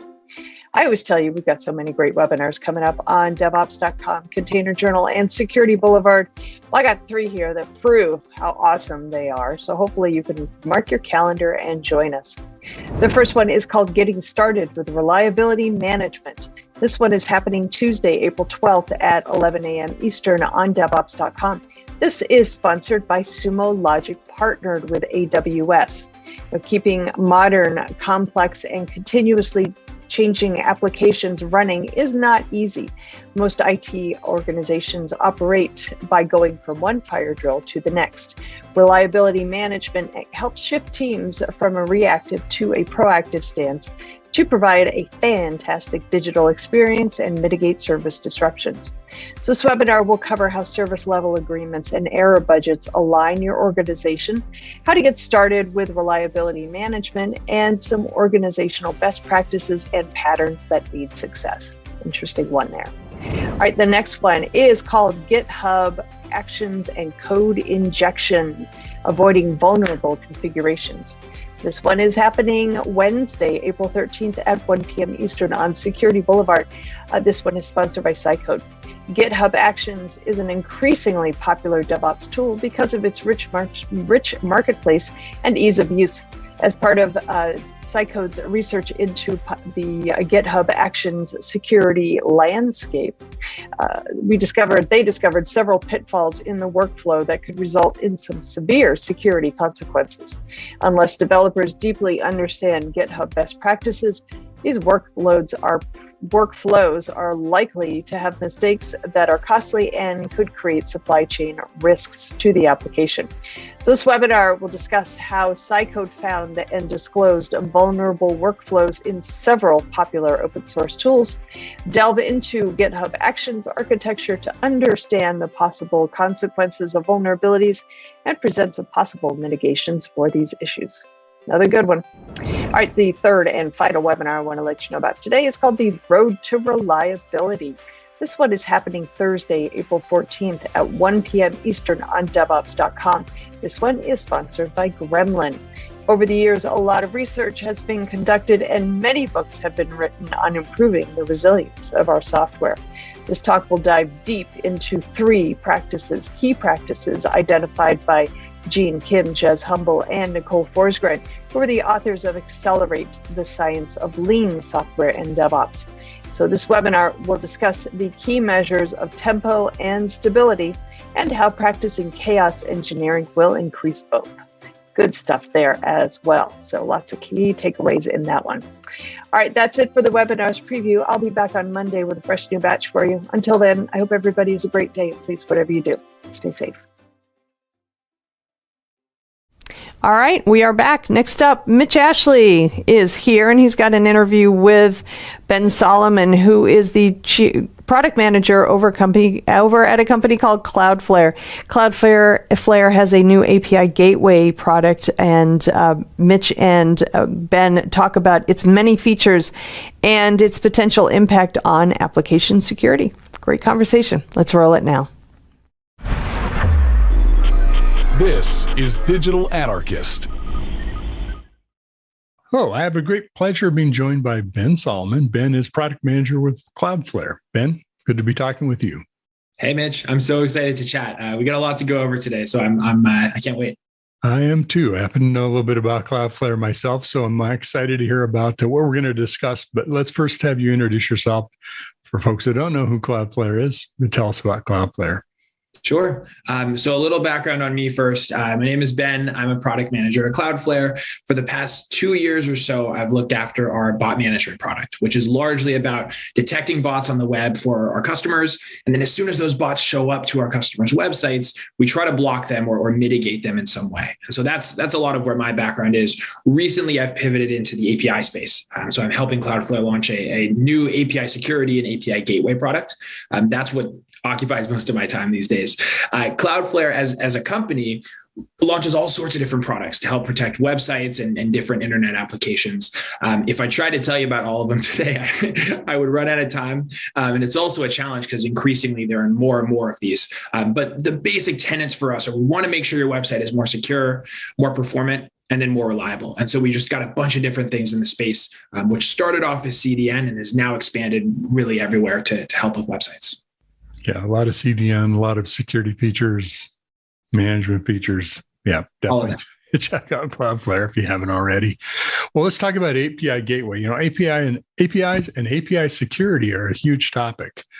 A lot of startup companies emerged in this space. A lot of existing security companies have expanded into not only APIs, but security around APIs. Tell us about API gateway and what that means, what you've launched. Yeah. So the thing we've noticed, and keep in mind, customers have been using Cloudflare for non-API traffic for years now. The thing we've noticed is our customers more and more are running into API traffic. They're starting to manage it. It's starting to drive a lot of their services. And it's particularly propelled by IoT devices, right? By mobile apps, these things that are using software to software communication. And so there is this really large need in the market for an API gateway now, which is kind of like a hub for managing your APIs. It's a one-stop shop for everything you would need. It's securing that API traffic. It's helping to kind of manage and monitor, so provide analytics and alerting and all that stuff, and really do everything else in one place. And so what Cloudflare is doing and what we announced just a couple of weeks ago is we're launching our own API gateway. And so it is a one-stop shop, again, within the Cloudflare dashboard, where you can show up and say, I'm going to configure this set of security tools for my endpoints. I'm going to manage them in this way. I'm going to set up authentication and do all that. It all lives within the Cloudflare dashboard. And so what we're trying to do is make it easier for folks who already use Cloudflare to port their existing third-party gateway functionality over into our dashboard, lower latency, and do all that. Great. Let's explore that a little bit more. So there's the group of developers building apps and APIs that they use, maybe API-centric applications that can make use of an API gateway. There's also, infinite number of integrations and plugins and, all kinds of apps and services that could be part of a web infrastructure, kind of that ecosystem. Is the API gateway sort of, you're looking to be the gateway between, let's say a WordPress engine of some type or a plugin and a third-party service that might do analytics? Is it that kind of an API gateway, or is it more integrating to your services as Cloudflare? So it can actually plug in a lot of different ways. And so the way I like to think about this is, traditionally, folks who have had APIs are using those APIs and Cloudflare in a certain way. Someone makes a request, maybe it's from my phone, right? And my phone will make that request. It first shows up at Cloudflare because Cloudflare is often the CDN.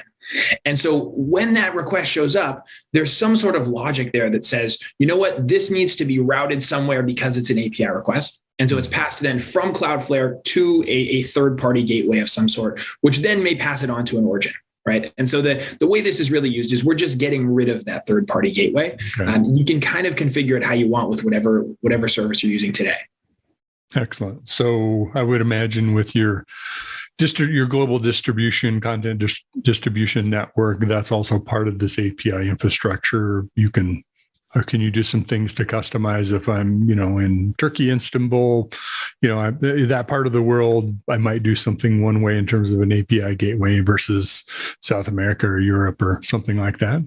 Sure. The really nice thing is this runs at our edge. And so if you think about it, it's well over 200 different data centers around the world now. And that means that if I am in any of those places you just mentioned, if I'm in Turkey, right, that request doesn't have to get processed at a gateway that's located in Southern California, right? It can be processed within Turkey. And that has a lot of latency benefits. It also means you can customize things and you can set them up, just like you said, whether that's to deal with privacy regulations or anything else. Mm-hmm. What are some important security features around an API gateway you think customers need, must-haves? So I can give you some that are kind of paramount for us. They're the ones that we've launched with. The first one is just this ability to do schema validation. And so if you think about the way APIs are set up today, most developers will have something that's called a schema. It's open API format, commonly known as a Swagger file.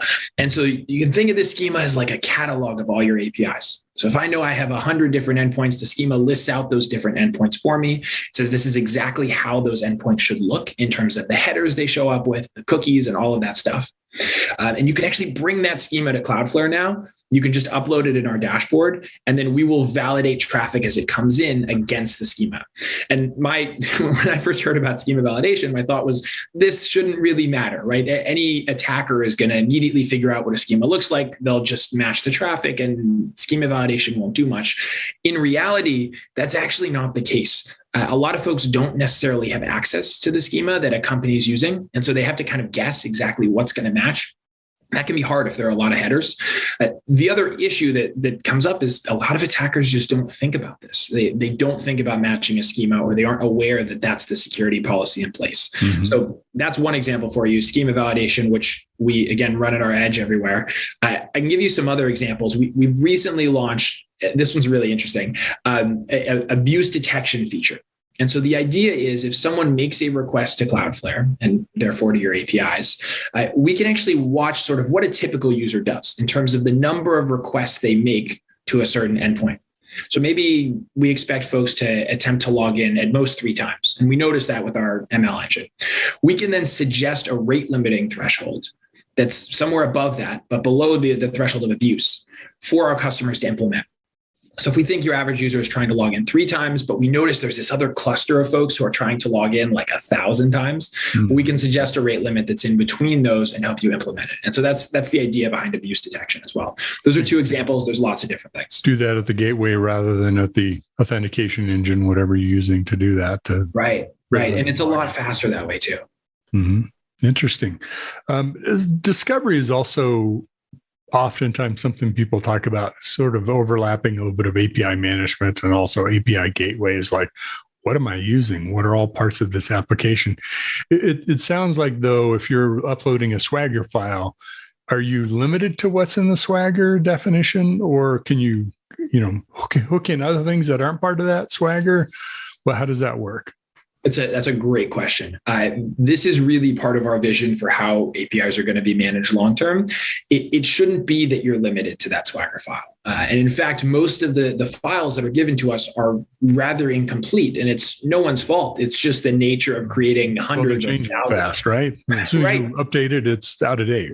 This is the problem, right? You're changing them constantly. You may have other teams that are spinning up new APIs that you've never even heard of or aren't aware of. And so if you just validate against that schema, you're going to have some issues because it's not enough. And so we actually envision this world where you're giving us the schema and we're also running API discovery at the same time. And so we're saying, great, we'll validate all these endpoints you told us about, but here are another 50, 100 endpoints that we found. Do you want to do something about those? Because we can also implement policies for those. And so it's actually these two things working in tandem that probably completes the API security ecosystem there.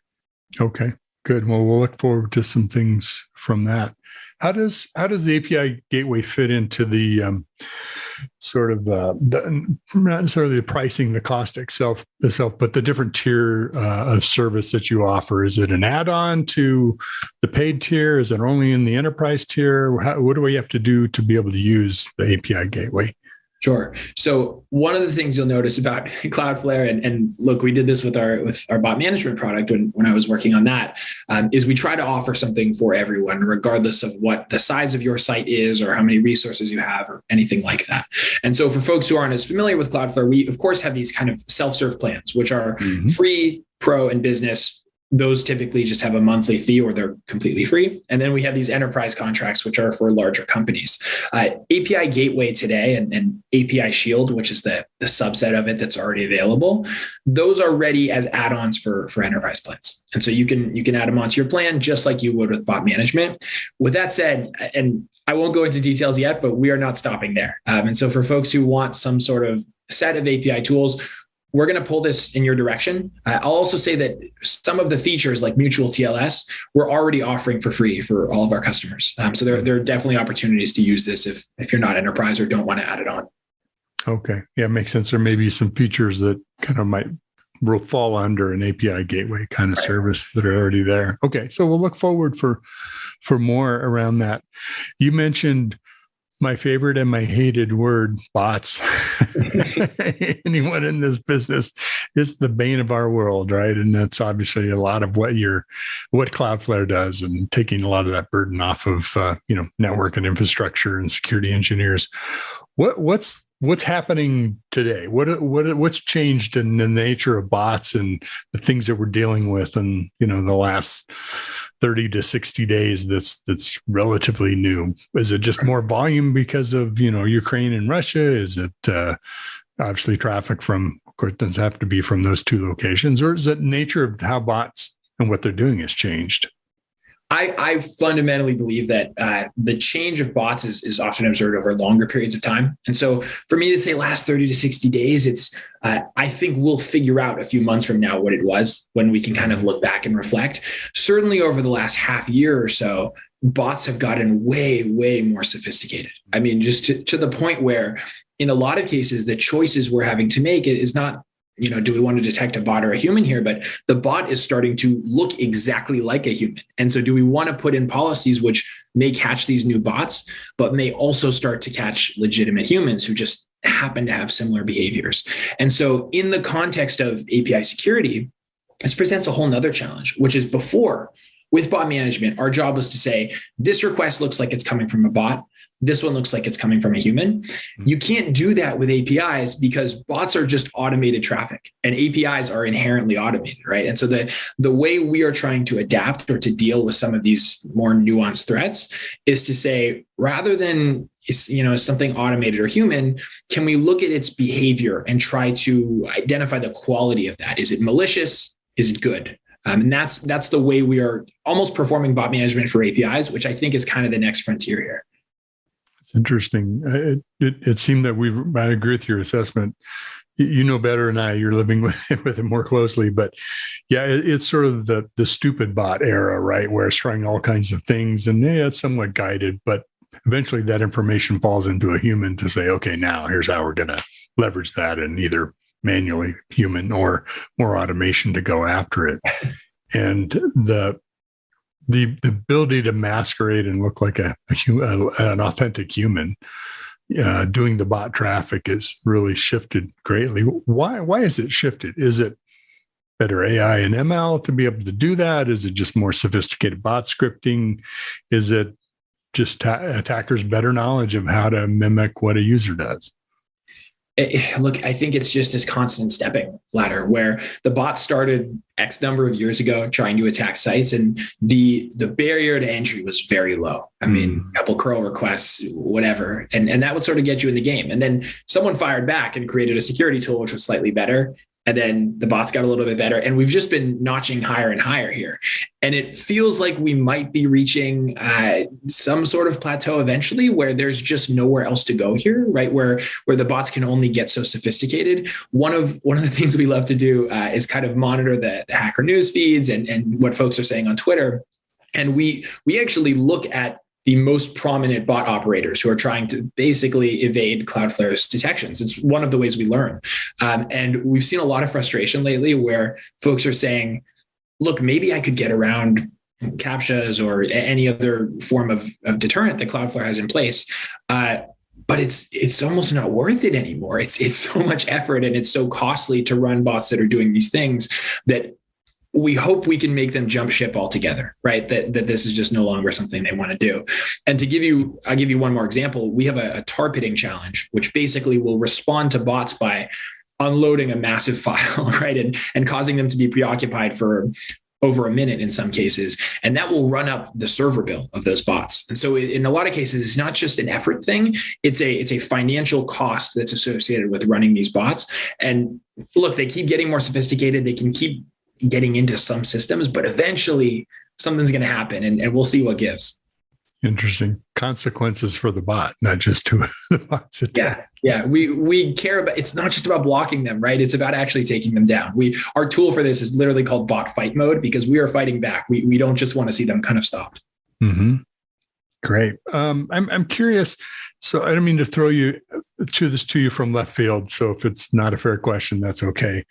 I live in the DevOps world a lot, where infrastructure is all software, and now the configuration infrastructure is code. It's being dynamically created. Has that impacted Cloudflare's business to be able to automate more things of configuration and what's happening inside of that? Is that still kind of yet to come? We haven't quite gotten to that place with infrastructure being more dynamic in that way. Look, I'll say this. I work within a specific kind of niche area at Cloudflare, so bots and API security.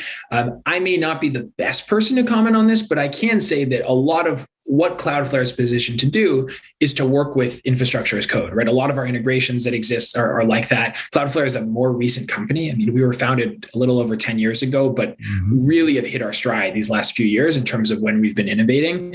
And so I think the fact that we are so cloud-based and also have a really distributed network is going to set us up to work well in those cases. When we build products like API Gateway, we are thinking about how we can have Terraform support and all these other things that are going to help us move forward there. So we are very, very focused on it, but there are probably other folks at Cloudflare who know even more than I do about it. Okay. Good. Well, thanks for taking a stab at it. I know it's not your area of focus, and I don't ask you questions, or I try not to. No, always happy to give it a shot. Well, good. Where can folks find out more about API Gateway and maybe connect with you if they have an enterprise account, or keep up with when that might be available to other folks? Sure. So my favorite place to point folks is always the Cloudflare blog. There's so much content on there. And the Cloudflare API Gateway was actually announced during Security Week for us, which was 2 weeks ago. We announced different things every single day of that week. And so if you want to read about the Cloudflare API Gateway or anything else we announced during Security Week, blog.cloudflare.com is your place to go. If you're already an existing Cloudflare customer, then reach out to your account team and we'll get you set up with the gateway. One clarification I should make is what we've announced here is, first of all, the security features within our gateway are all totally ready today. So you can sign up for that. You can use it. We are growing those security features into a full gateway throughout this year. And so if there are portions of that gateway you want to try, whether they're the authentication pieces or the management and monitoring, including like one-click workers to actually spin up your own workers microservices at our edge, let us know, and we can get you one of the early accesses for all those different things. But blog and reach out to your account team. Those are the best. Okay. Very good. And I agree. The blog's great. A lot of good information. Finding it's a great place to keep up with what's happening.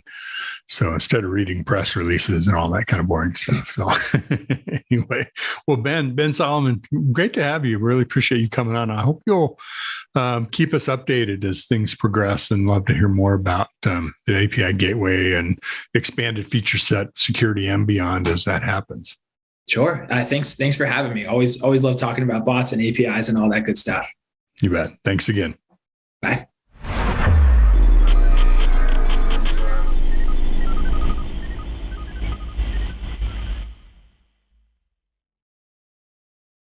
DevOps.com is the #1 online destination for DevOps education and community building.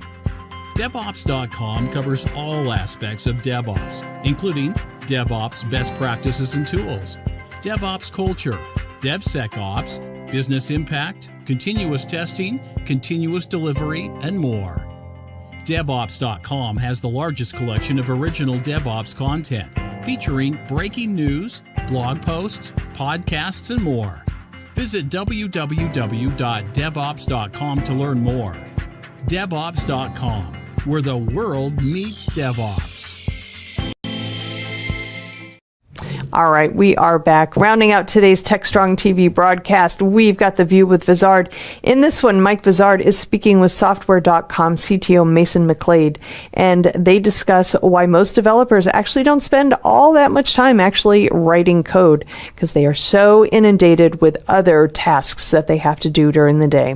It is a great conversation and a lot of takeaways in this one, so you definitely want to check it out. Let's roll it now. This is Digital Anarchist. Hey guys, thanks for the throw. We're here with Mason McLeod, who's the CTO for software, and they have a new report out that says that developers don't spend a whole lot of time actually coding, which means they must be doing something else. Mason, welcome to the show. Hey, thanks for having me back. So what exactly do you think developers are spending their time on, given the amount of time they spend coding is surprisingly low? Maybe you want to get into that detail in the report, but it seems to me maybe they're asking them to do a lot of things that have nothing to do with coding. Yeah, I mean, that's the big question, right? So a report came out and we found we've had over 275,000 users that we've been able to analyze coding behaviors of. And it shows that developers on the median code less than an hour a day. So it's about 52 minutes. And, in the grand total of a Monday through Friday, it's 4 hours and 21 minutes. It's less than 5 hours. So it is a pretty small percentage of the time that they're actually at work. And also our data shows that the time that developers spend from beginning of the day to the end of the day is pretty long, and it's getting longer. So it's not like there's not time in the day that's being given to work for this, as any software developer knows that's been in the industry. It's a hard job. There's a lot of hours in it. So why is it 52 minutes a day versus 4 hours, 6 hours that I'm sure some people would like to do? And I think there's a couple things there. We're definitely asking software engineers to do a lot of other things that isn't just coding. And there's a lot to the job as well that isn't just, typing.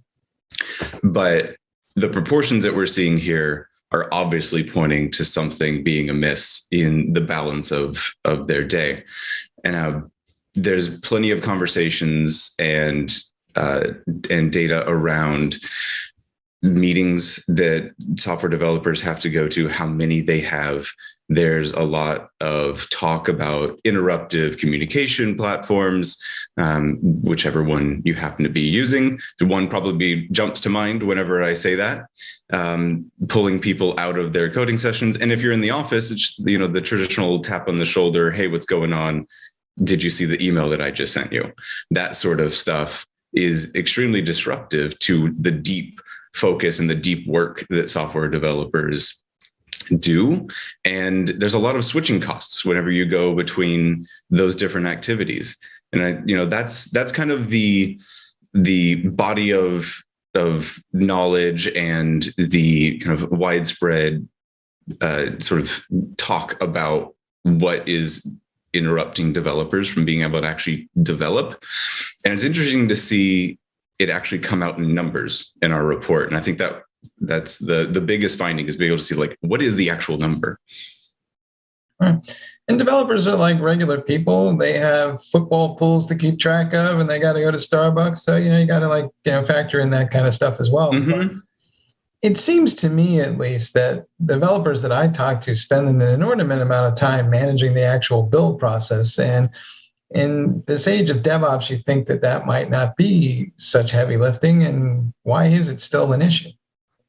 Yeah, I mean, there's a lot of time spent on making sure that the development process runs, like after you write your code and you do all that stuff. And it's interesting that, DevOps offers all this automation, and in a way, it also puts more responsibility on the individual developer. They have better tools for it, but now you've got to manage your build pipeline, you've got to manage your deployments, you've got to manage your Kubernetes pods or whatever it is, because it's all in your code now. So it's way easier to do, but there's more to do than just writing the features and writing the tests around them. So I think that there's more there, and there's definitely more work that automation can do. And what we're seeing is that among people that do have better automation tools and more build pipelines and things like that, that their lead time tends to be better from starting a piece of work to delivering it. So I think that general direction is very valid, that it will save you time once you get to that automation. So I think there's this mix of, they're in the DevOps world where there's more work to be done by the developer that takes more time to manage the rest of it, rather than kind of tossing it over the fence to IT or something like that back in the old days that we used to do. But we're still in this middle ground of, it's not really fully automated yet. All the tools aren't quite there yet. Not that the tools don't exist, but they're not integrated in the systems, in the teams, the way that they could be to save all of that time. Do you think this is going to be a bigger issue going into 2022? Because when I talk to people, there's a lot more of these digital business projects in the pipeline, and the expectation is that more applications are going to be coming through, and that puts a lot more focus on developer productivity, right? It does. It does. Well, I think that if we've got more measures and more eyes on developer productivity in a way that is designed to protect and promote developer productivity, not just to have the morale improve, or the beatings will stop when the morale improves, like that sort of approach to it, that's not really going to help. So if we look at it from a very supportive point of view, and we see things like this where, if we look at days of week, we see that Wednesday is the highest coding day. So it goes to a top of 55 minutes on the median. So we're seeing a peak there. So I think the question really there is, okay, well, what's different about Wednesdays? A lot of companies, as of recent, have adopted no meeting Wednesdays, and other things that move a lot of the overhead away from particular times. And we're seeing it in the data actually pay dividends. So those sorts of things about being able to measure what's going on, be able to make proactive decisions in order to protect that most valuable time that a developer has, we see it start to pay off right here. Do you think as we go along, there seems to be some tension, and it's always been there, between thinking about software development as a process, almost like a factory process that you can automate, and the whole notion of software development as art? And that tension kind of creates this push me pull kind of feel among developers. So even if I'm not writing code, how much time might I be thinking about the act of writing the code before I actually type the code? And do we allow time for that? Yeah. So, that's a very good point, that, the way that I see it is kind of a balance between the two. Whenever you're as a software developer, whenever you're diving into a problem, you're figuring out a solution, you're experimenting with different ways to either solve it or optimize it or whatever it is that you're doing, there is a lot of what would appear from the outside to be sort of like downtime or dead time, where you're thinking, you're typing a little bit, you're erasing it, you're trying something else, you're running a test, you're erasing it. And that's the art part of it, or, you know, the creative side of that. And now the part where I think that the factory or the logistics kind of metaphor starts to work is when you've done that, you've created your solution, and how does it get from your computer to the end customer? And we call it, you know, shipping product. Obviously, we're not actually physically moving anything, but it's very logistical at that point. So when you look at the DevOps flow, the automation flows, that can be measured very much in a sort of logistical factory value stream mapping sort of way, where you can see what's the lead time to go to each step? Why is this one taking longer than the rest of them?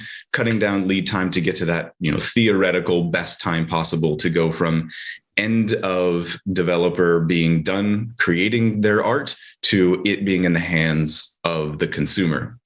And so I think that has two really big benefits. One, of course, the consumer gets it faster. You're going to be able to iterate faster. So it is, as like a mechanics and a business side of things, it's obviously better.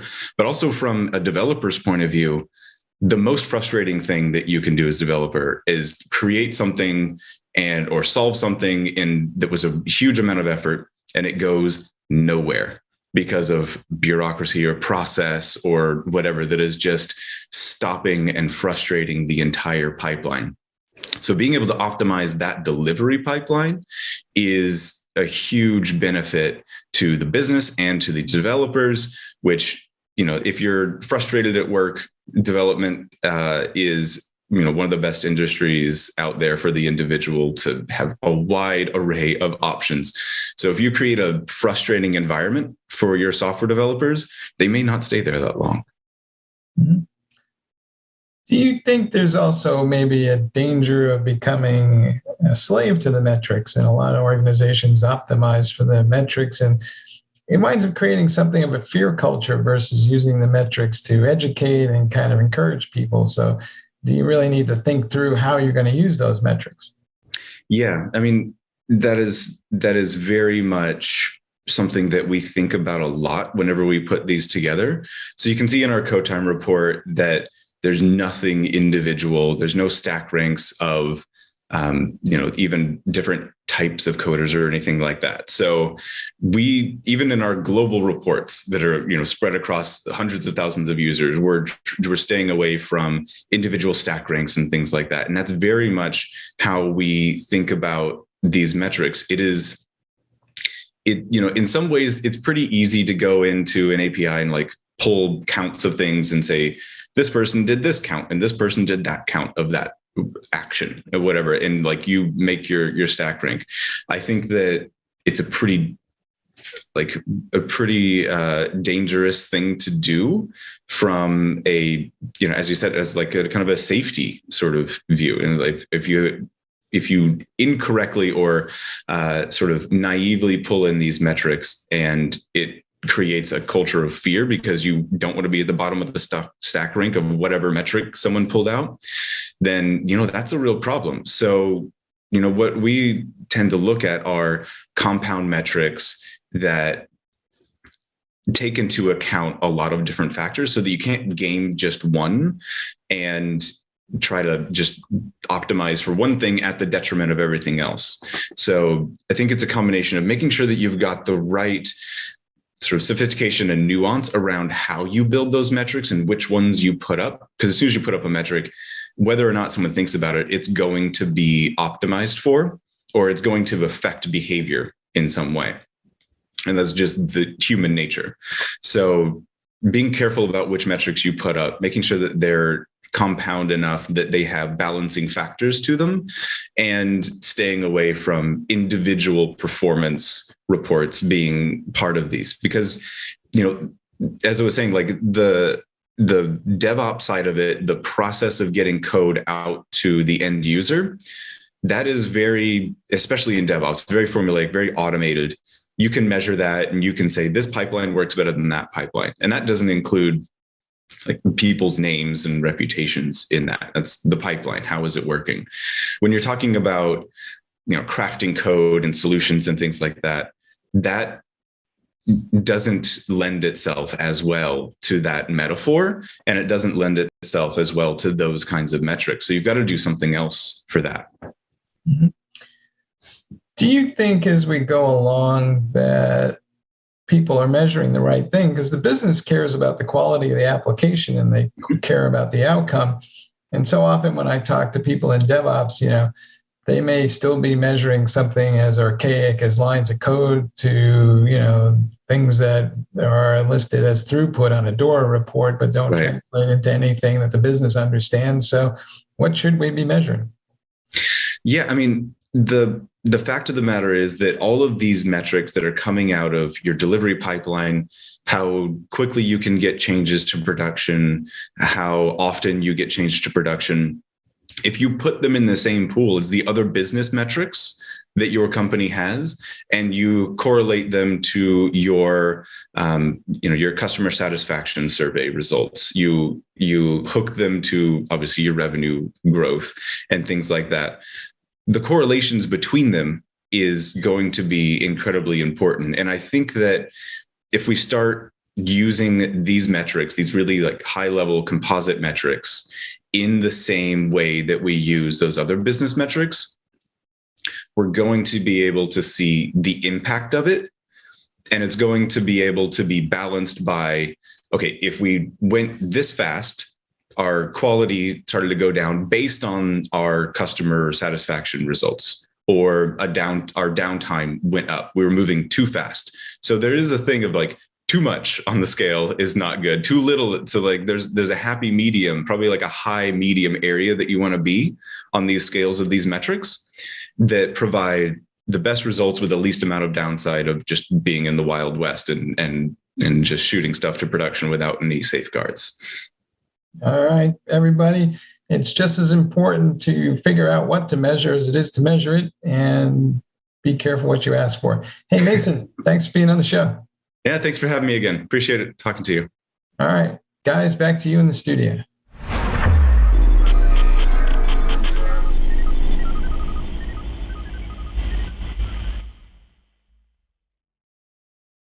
CISO Talk, to hear how real-world CISOs are dealing with today's real-world issues.